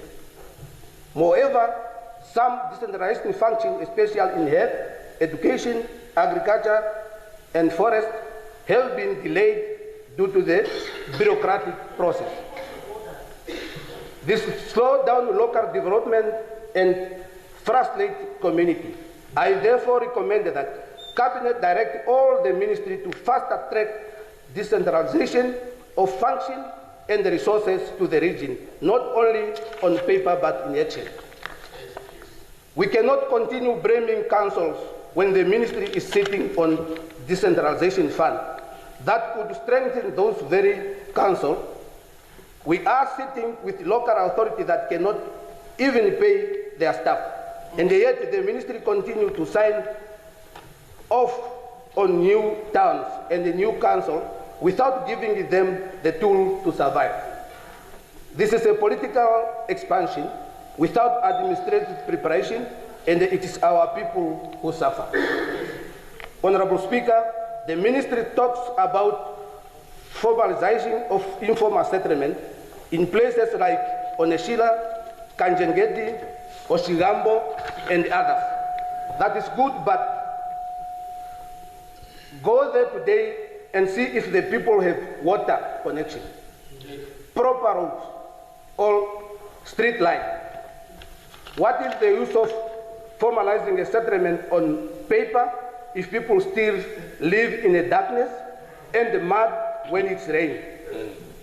If we are serious about development, we must stop governing by PowerPoint presentation and start governing by reality check. Let us also talk about housing partnership. The ministry mentioned collaboration with NHE, the Sheikh Dwara Federation, and the community-based organization, which has produced under 1,000 houses. Honorable Speaker, the Sheikh Dwara Federation has done more with less money than most state institutions. That tells us one thing: where there is community ownership, there is progress. Yes. Government should be empowering and funding these community-driven initiatives, not competing with them. Honorable Speaker, The ministry also talk about urban and the rural sanitation program. Yet the rural sanitation backlog is growing. In constituencies like Ochombinde, Ruakana, and Kongora, people are still living without proper toilets, without safe water, and without waste management system. These same completed facilities are often dysfunctional within a year due to the poor planning and maintenance. And then the capacity. The report shows that 300 out of 310 approved posts are filled, yet service delivery remains stagnant. So clearly this is not a staffing issue, it is a leadership issue. Honorable Speaker, the time for gross report and selective achievement is over. We must stop normalizing failure. Namibia is 34 years into independence, or more than 34 years into independence, yet we're still talking about toilets, water, land as if they are luxury. While we are proud of the ministry achievement, we must also ensure that the poor urban and the rural village continue to feel the impact. Yes. Honorable Speaker, I support this mid-term budget as it appears to be performance-driven.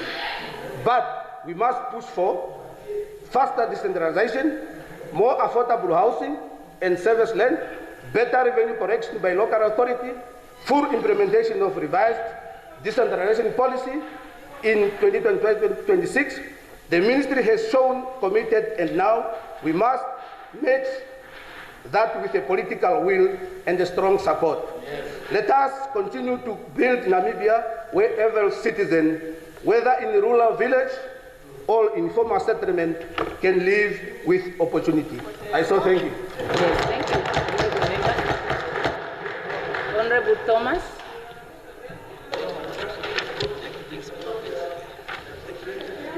Thank you very much. While all of us wishing this bill to go well, Honorable Speaker, honorable members, I rise to express my concern regarding the absence of salary adjustment for civil servants in the current appropriation amendment bill. Yeah. Civil servants are the engine of our public service. They are the teachers in our classroom, the nurses in our hospital, the police officers maintain law and order, and the administrator ensuring that the government program reach our people concerned. Honorable Speaker, while this bill seeks to adjust allocation across various voters, it is regrettable that it makes no provision for a long-awaited salary increment for our public servants.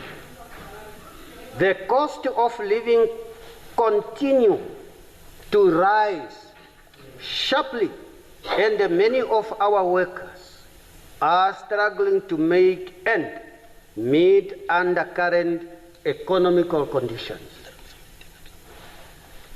The government has an obligation to ensure that those who serve the nation are fairly compensated. A motivated and adequately remunerated public service is essential for effective service delivery and national stability.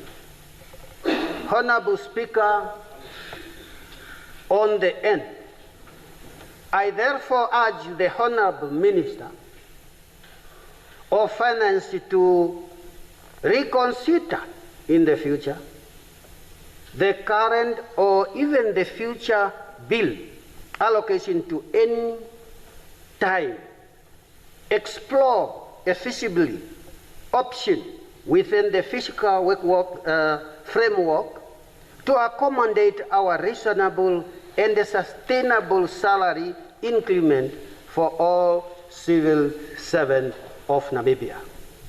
This gesture would not only restore confidence and morale within the public sector, but also reaffirm the government commitment to social justice and equitable economic growth.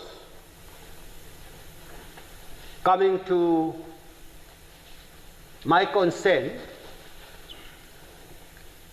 with this view, let me download my consent to the table of the Honorable Minister of Finance to a full stop that when bill is to pass must be considered our civil servant of the country in the future. Without wasting time, I so submit. Thank you. Honorable Karanda. Thank you, Honorable Speaker, honorable members. It appears that the pre-independence chicken ghosts have finally come home to roost, more so compounded by years of sustained poor economic leadership. We believe that it is either we become bold enough and deal with the root causes of inequality, or resign ourselves to dealing with the ever-prolific manifestations of its symptoms. Unemployment, inequality, and other development are not problems we struggle with by accident. Indeed, these problems are inherent in the post-independence economic structure that we have inherited, and which, for some reason, we have failed to transform. In other words, a tabula rasa is not what comes to mind when thinking about our economy as at 21st March 1990. The economic script was already written long before we took the reins of power.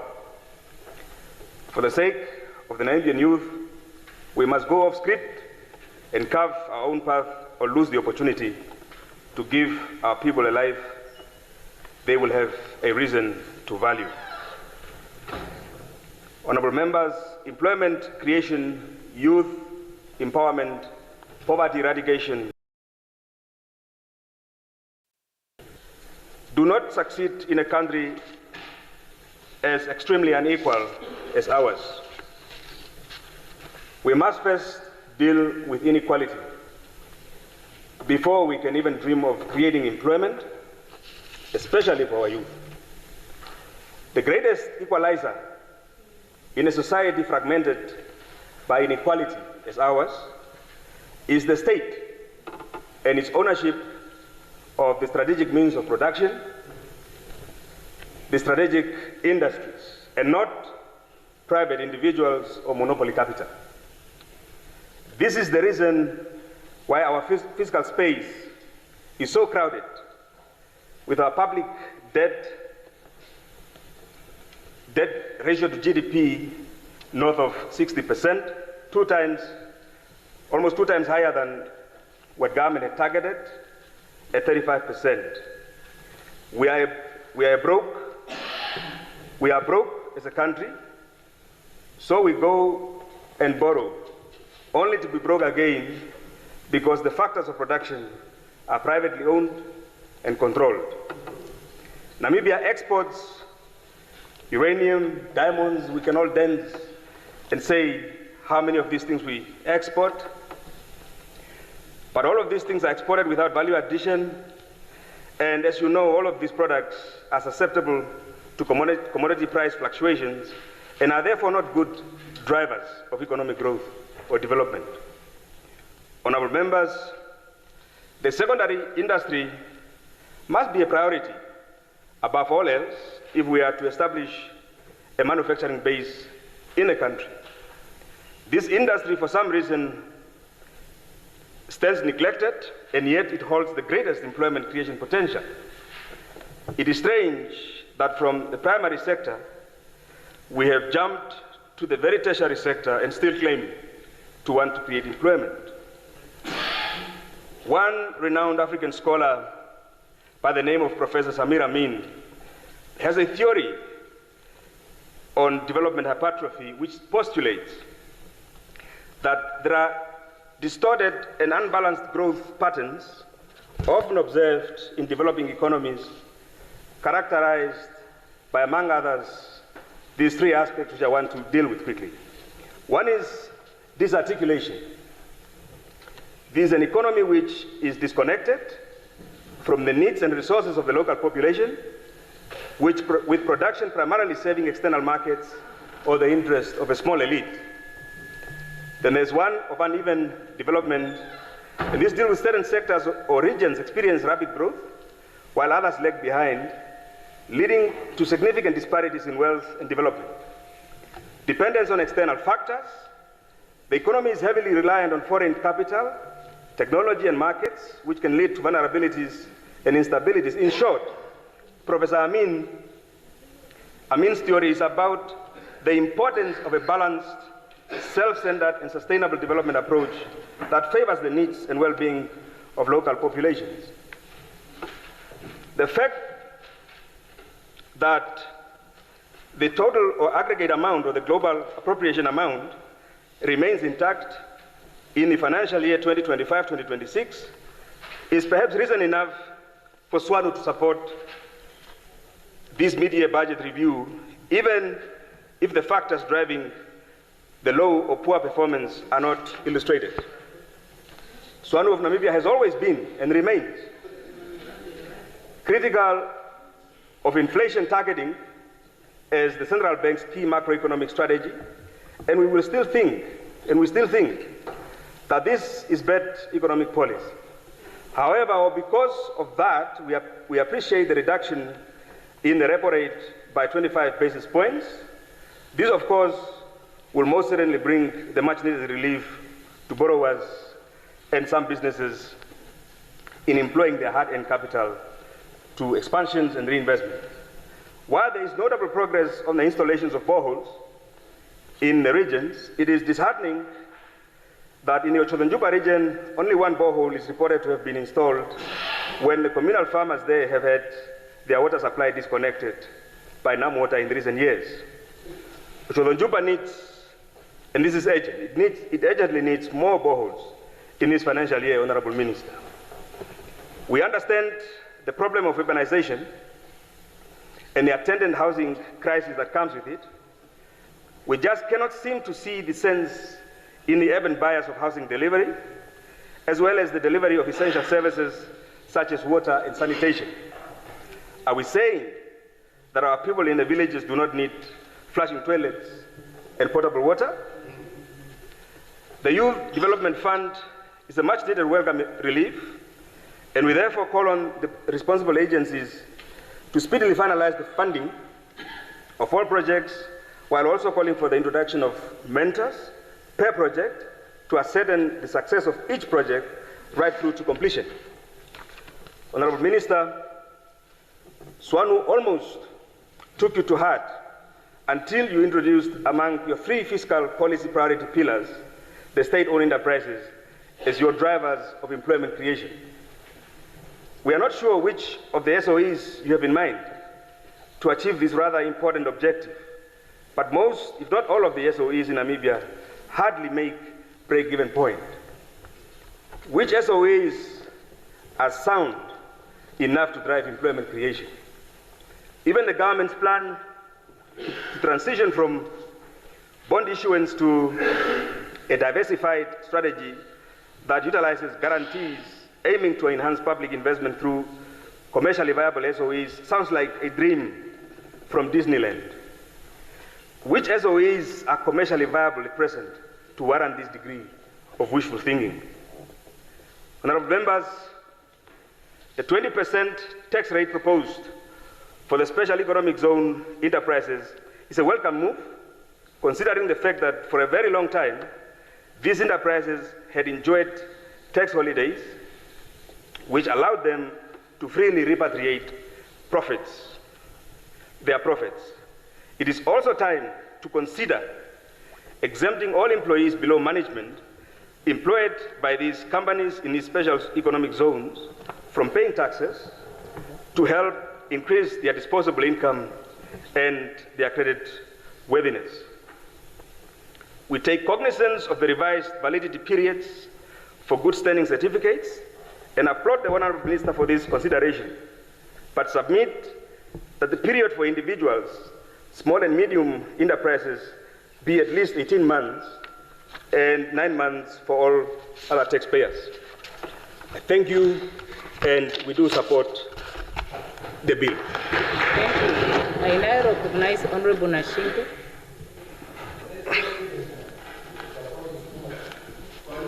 That's what. Thank you. Thank you very much, Honourable Speaker.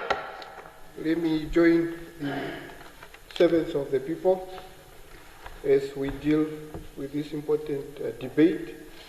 Honourable Speaker, while we acknowledge the Minister's efforts to maintain fiscal discipline, this budget review is a profound disappointment to the millions of Namibians, especially the youth who are crying out of jobs and economic opportunities.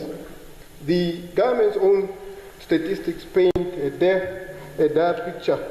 The national unemployment rate, which reached 36.9% in 2023, up from 33.4% in 2018.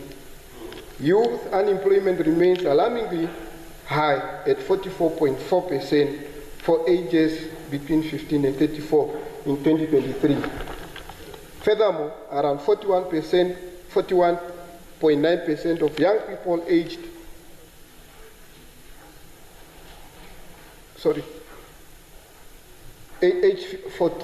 15 to 24 are neither in employment, education, nor training. That is according to the National Statistics Report of 2025. Yet this budget does not contain a coherent, urgent, or scalable plan to address this national crisis. The theme, Beyond 35 for a Prosperous Future, rings a hello when a generation is being left behind in the present. The decision to cut the development budget by 800 million, a 9.38% reduction, is a catastrophic for job creation. Infrastructure projects are one of the most direct ways to create mass employment for our people. By slashing this budget, the government is actively destroying potential jobs in construction, engineering, and related services. How can we speak of prosperity while strangling the very investment that build our economy and employ our people?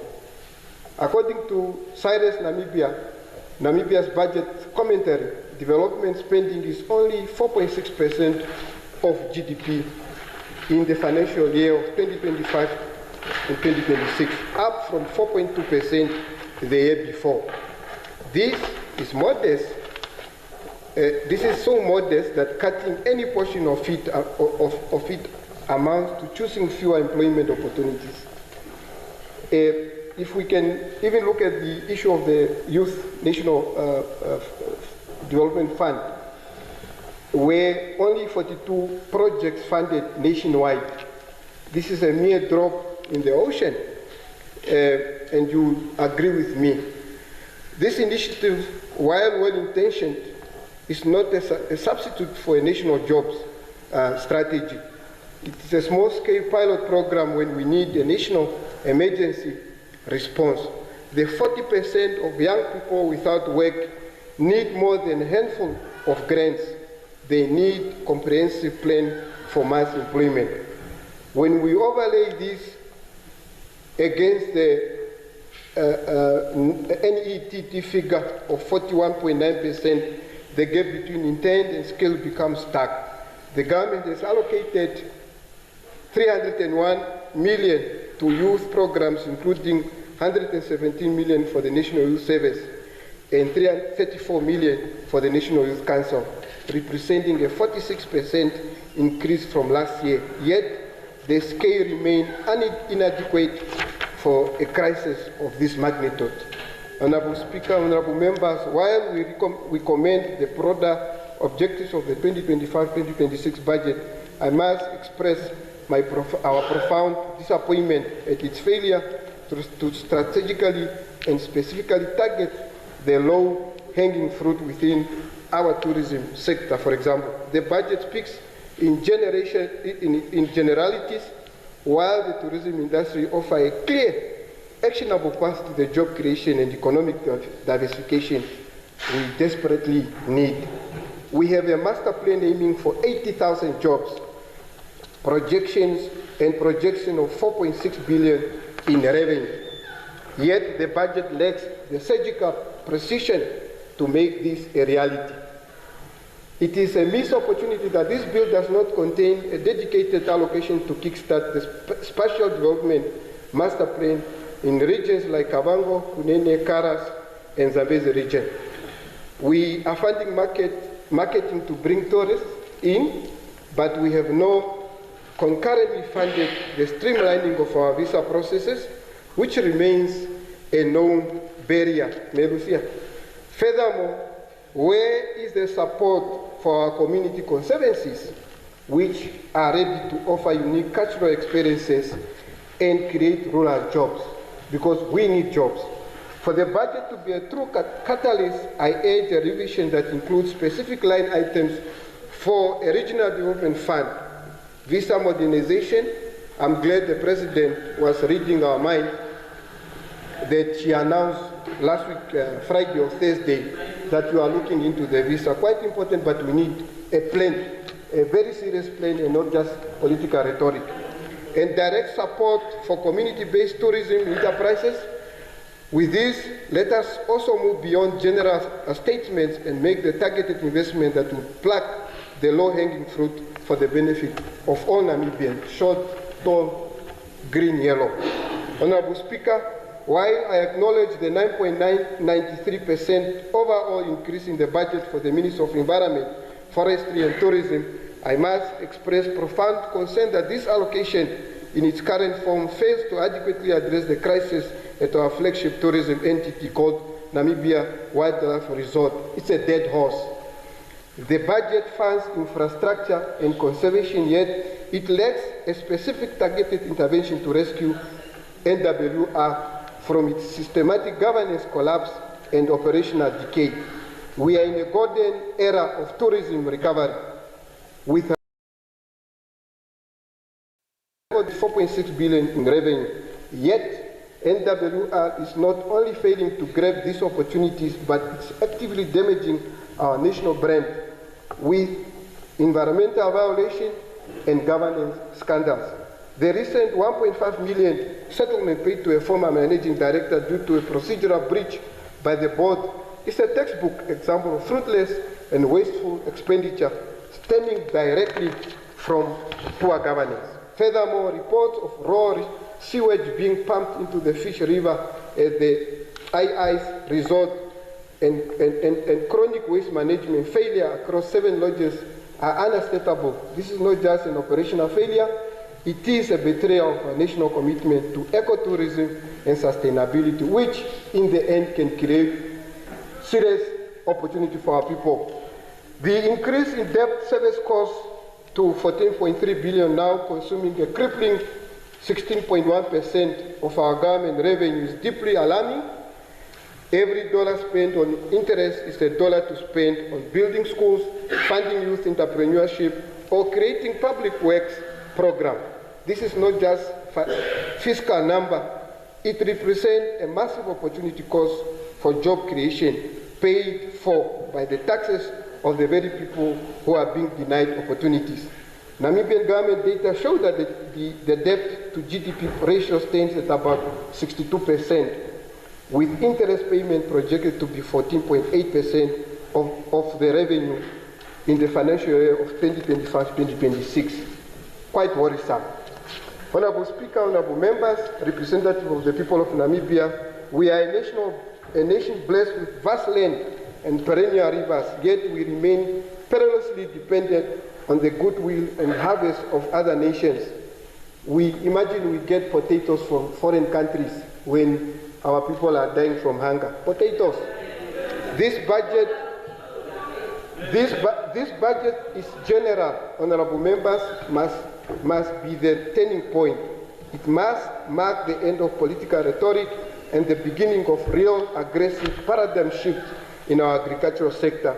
I think the efforts made thus far, but with our Vision 2030, which was propagated by visionary His Excellency President Sam Nujoma, being effectively tomorrow, we must acknowledge that far, far more needs to be done. Our national vision set an ambitious but necessary target of 27,000 hectares under irrigation through the Green Scheme initiative. This was our path to food self-sufficiency. Today, what is the reality? We have cultivated a fraction of this land. While we speak of harvesting from our green schemes, and I acknowledge the hard work of our farmers at Etunda, Sikondo, and others, the total output remains a drop in the ocean of our national need. For context, in the 2023 winter harvest, 5 green schemes were expected to deliver 6,733 tons of maize. More recent data from the 2024-2025 period shows individual schemes like Etunda harvested 3,600 tons of maize. A great work, and they need support to continue doing better. Local production falls far short of needs. Namibia's annual demand for white maize averaged 136,200 metric tons. In recent period, local production met 97,534 tons, requiring imports of 38,670 tons to cover the shortfall. This demonstrates that while green schemes are contributing, the country still relies heavily on imports to feed its population. We are harvesting, yes, but we are not winning the war against food insecurity. So, the Honorable Founding President, Dr. Sam Nujoma, may he so rest in peace, wisely stated, and I quote, "A nation that cannot feed itself cannot claim to be truly free and independent." These words are not a historical footnote. They are a living charge to this House. What does it say of our freedom, honorable members, when we cannot control what our people can eat? We rely on food from the Arab countries and others. Until when? This medium-term appropriation bill in its current form does not adequately address the twin concerns cancers crippling our green schemes: managerial incompetence and suffocating bureaucracy. The Ministry of Agriculture is hamstrung by procurement processes that deliver seeds after the planting season has passed. Funds are allocated, but they are trapped in a system that is fundamentally misaligned with the rhythms of agriculture. How can we expect success from our green schemes when they are managed with flexibility of a stone? This budget must be used as a surgical instrument to cut out this incompetence. It must, and I therefore propose that we must, as a government now, the administration, we need to transition from green schemes to a commercially driven public-private model. Government must be a strategic regulator and a facilitator, not a sole inefficient operator.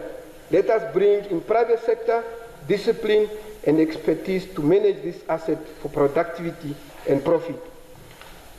We must also look into budget allocation to the ministry and its agency, and it must be directly tied to clear measurable outputs: hectares cultivated, tons produced, and jobs created. No more blank checks for failure. Here lies our most profound failure, Honorable Speaker. We celebrate a harvest, yet we watch as our produce is sold fresh or waste goes to waste. We have no significant local agro-processing capacity. What is more important for food availability then? A one-time harvest or the ability to process, preserve, and package that harvest into mealie meal, cooking oil, and canned goods, goods that can feed our people year-round? Processing is what truly makes food available to the masses. It increases value, reduces waste, and builds resilient food system. This budget is glaring silent on this critical industry. And I pray, as may Erica continue going out there to borrow, that the money that we are going to borrow, we are going to spend it on working projects so that we are able to generate employment opportunity for our people. We live in a world of challenging environments. Climate change is a reality, yet the mark of a resilient nation is not just its ability to survive harsh conditions, but to thrive despite them. Drought relief must become a thing of our past. Food abundance must become our new norm. This budget must be used to address this challenge head-on by investing in our greatest asset, our people, of course, and their knowledge. UNAM is producing another institution. Our budget must aggressively fund agriculture research and extension services tailored to our arid conditions. Let us train a new generation of agronomists in drought-resistant crops and water-efficient irrigation. Let us use local knowledge to develop farming practices that work for Namibia. An intentional budget would see agriculture not as a social sector, but as the primary job creator it can be. Reviving the full 27,000 hectares would create thousands of rural jobs, not just in farming, but in processing, packaging, logistics, and marketing. This is the inclusive growth the current administration promised us. Honorable Speaker, as I conclude, as we assess the 2025-2026 medium-term budget review, it is imperative to scrutinize the allocation to the Ministry of Home Affairs, Safety and Security, a ministry that stands at the front line of national sovereignty, public safety, and investor confidence. According to the appropriation bill tabled in April 2025, the ministry was allocated approximately 6.1 billion. In the mid-year review, this has increased to 6.3 billion, a mere 3.3% rise. While any increase is welcome, this increment does not reflect the scale of emerging threats and responsibilities facing our beautiful ministry. Namibia is entering a new economic era driven by oil and gas discoveries. These developments will attract foreign workers, investors, and infrastructure, but they also bring risk, cross-border crime, trafficking, undocumented migration, and pressure on immigration systems. Without robust strategy and investment in border control, we risk undermining our sovereignty and exposing our economy to instability. Furthermore, crime is rising, particularly in urban areas, urban centers, and tourist hotspots. If left unchecked, this will erode our reputation as a safe destination and directly impact our tourism sector, which is projected to generate 4.6 billion in revenue and creating 80,000 jobs. I pray that happens. Tourism and investors will not spend their money in a country where safety is uncertain. Honorable Speaker, security is not a luxury, it is a necessity. The Ministry of Home Affairs, Safety and Security must be treated as a strategic pillar of our development agenda. Without it, our oil and gas wealth will be vulnerable and our tourism sector will falter and our sovereignty will be compromised, but they must also pull up their socks. Honorable Speaker, in conclusion, honorable members, we stand at crossroads. We can continue with business as usual with its empty rhetoric and chronic shortfalls, or we can choose a new path. Honorable Speaker, a budget is more than a balance sheet. It is a moral document reflecting a government's priority, and this mid-year term manages numbers but fails to manage hope. Until the government prioritizes all the aspects I have raised, the official opposition cannot support a plan that offers so little to those who need so much. Let this be the budget that signals our unwavering commitment to food sovereignty. Let it be the budget that moves us from being a nation that begs for food to a nation that feeds itself and feeds others. Let us be the parliament that ensures our children inherit a Namibia where the phrase drought relief is a historical curiosity replaced by the proud reality of food abundance. Let us plant the seed of the future today. I urge this House to amend this appropriation to reflect this urgent non-negotiable priority. I so submit.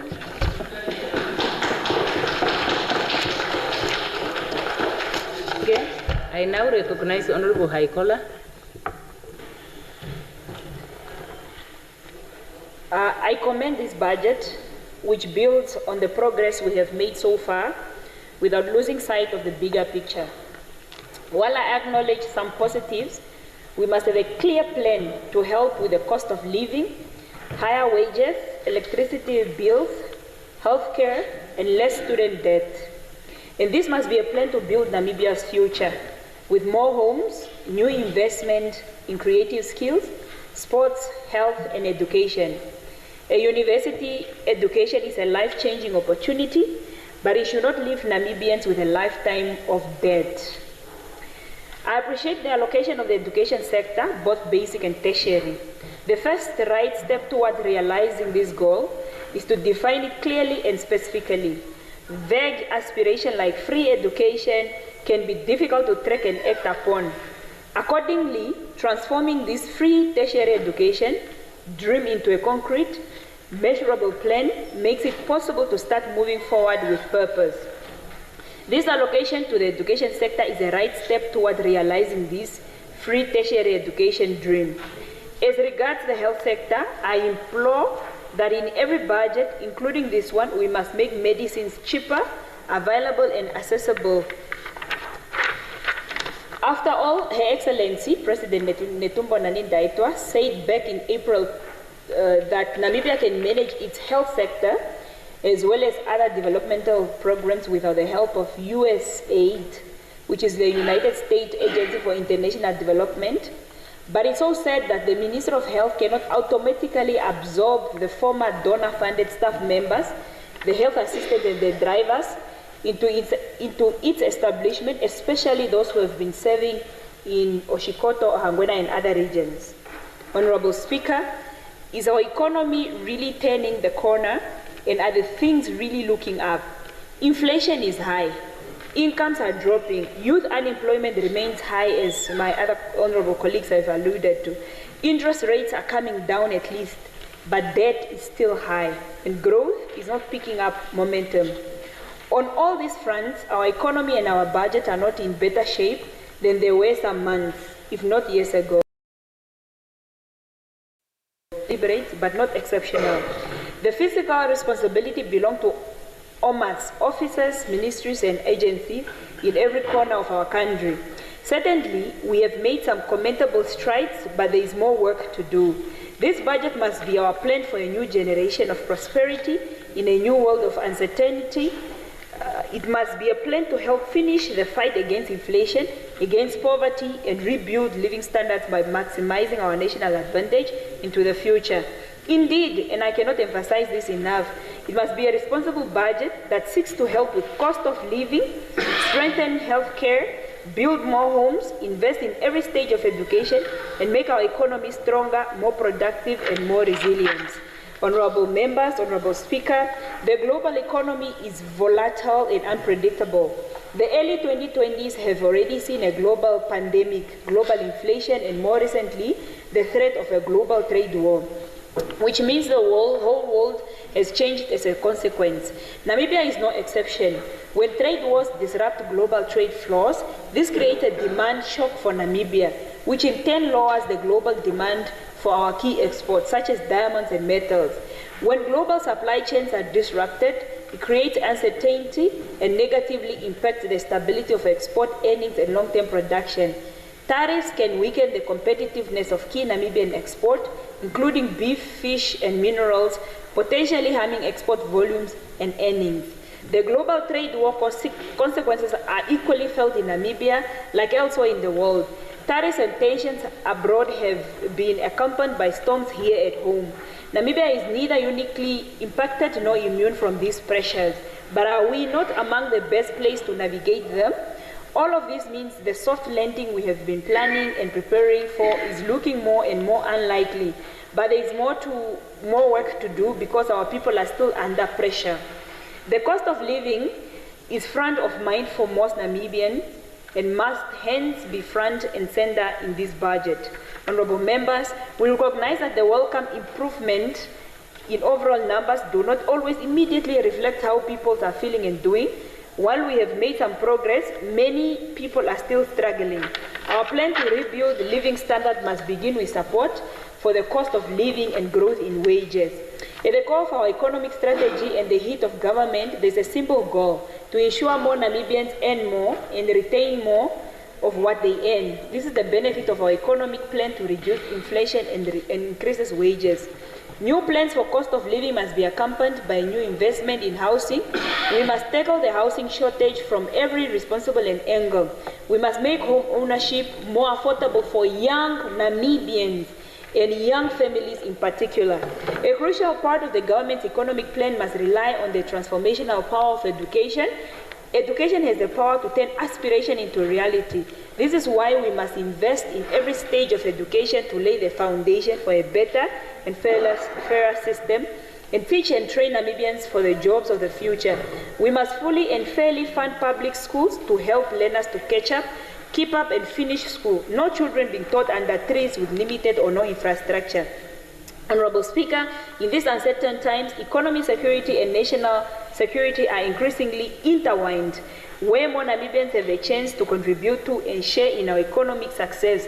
When we know the global economy is taking a turn for the worse, our progress and our prospects validate and vindicate the decision and sacrifices we have made together. We must repair the budget without ignoring our responsibility to build a stronger, fairer, and more inclusive society. Defense allocation is commendable. Training and building capacity of defense personnel are important. In fact, next time we must increase more budget going to defense. I agree with the Honorable Minister of Finance, Meme Erika Shafuda, and I re-emphasize a statement that says the welfare and future of the Namibian child must remain at the heart of our national agenda. This will inspire us to bring inflation and debt down, get wages and growth up, and keep unemployment low, especially among young people. Get wages and growth up. What matters now is that we must build on this platform. How do we keep rebuilding living standards? The plan at the core of this budget is about more than putting the West behind. It's about seizing the best of what is ahead of us to build a stronger economy and a future we can all be proud of. The living standards of people living in Havana, Korea, and other informal settlements must be improved. And young people in Namibia must also be able to afford houses. Thank you, and I support this bill.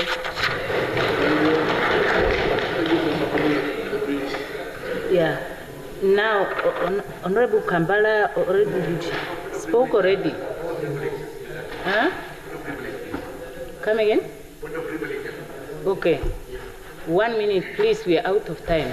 Yes, yes. Honorable Speaker, I just wanted to for clarity purposes, if maybe perhaps there is still members of parliament that want to contribute tomorrow. If not, we could perhaps have the Minister of Finance come tomorrow and reply. No, please. No, unfortunately we can't. I get you. Somebody has requested that according to the rules. Tomorrow there are members that are programmed to speak and we have to go through that agenda. Yeah, so that question was asked already. And now we only have 5 minutes to go. I'd like the Secretary to read the second order of the day. Resumption of debate on second reading, mental health bill. When the Assembly adjourned Tuesday, 28th of October, the question before the Assembly was a motion by the Minister of Health and Social Services that the bill be read a second time. Honorable Jonas had the floor, and she may now continue. Tuesday. Honorable Speaker, I would like to postpone to next week, Tuesday. Okay. Okay, so that being the case, I would like to ask the Right Honorable Prime Minister to adjourn the House until tomorrow at 14 hours. Thank you very much. There are two people standing. Yeah. Okay. Thank you very much, Honorable Speaker. Right Honorable Prime Minister, sorry, can you just take a seat? I wanted to make one announcement to say tomorrow is the last day for the budget discussion. Yeah, and there are 1, 2, 3, 4, 5, 6 political parties that are to speak tomorrow. And really considering the time that we spend on the routine order of the day, I would like to request the members that we agree that tomorrow, in line with the provision that allows the Secretary the discretion to arrange the order of the day, we go straight to the order of the day so that we can allow these members to contribute to the budget. Because if we don't do that, then they will not have the opportunity to speak anymore. Are we agreed on that? Yes. Thank you. Now the Right Honorable Prime Minister may adjourn the Thank you very much. Thank you very much, Honorable Speaker, Honorable members. I move that the House stand adjourned until tomorrow, 14:30. Thank you. Thank you very much. The House rises until tomorrow.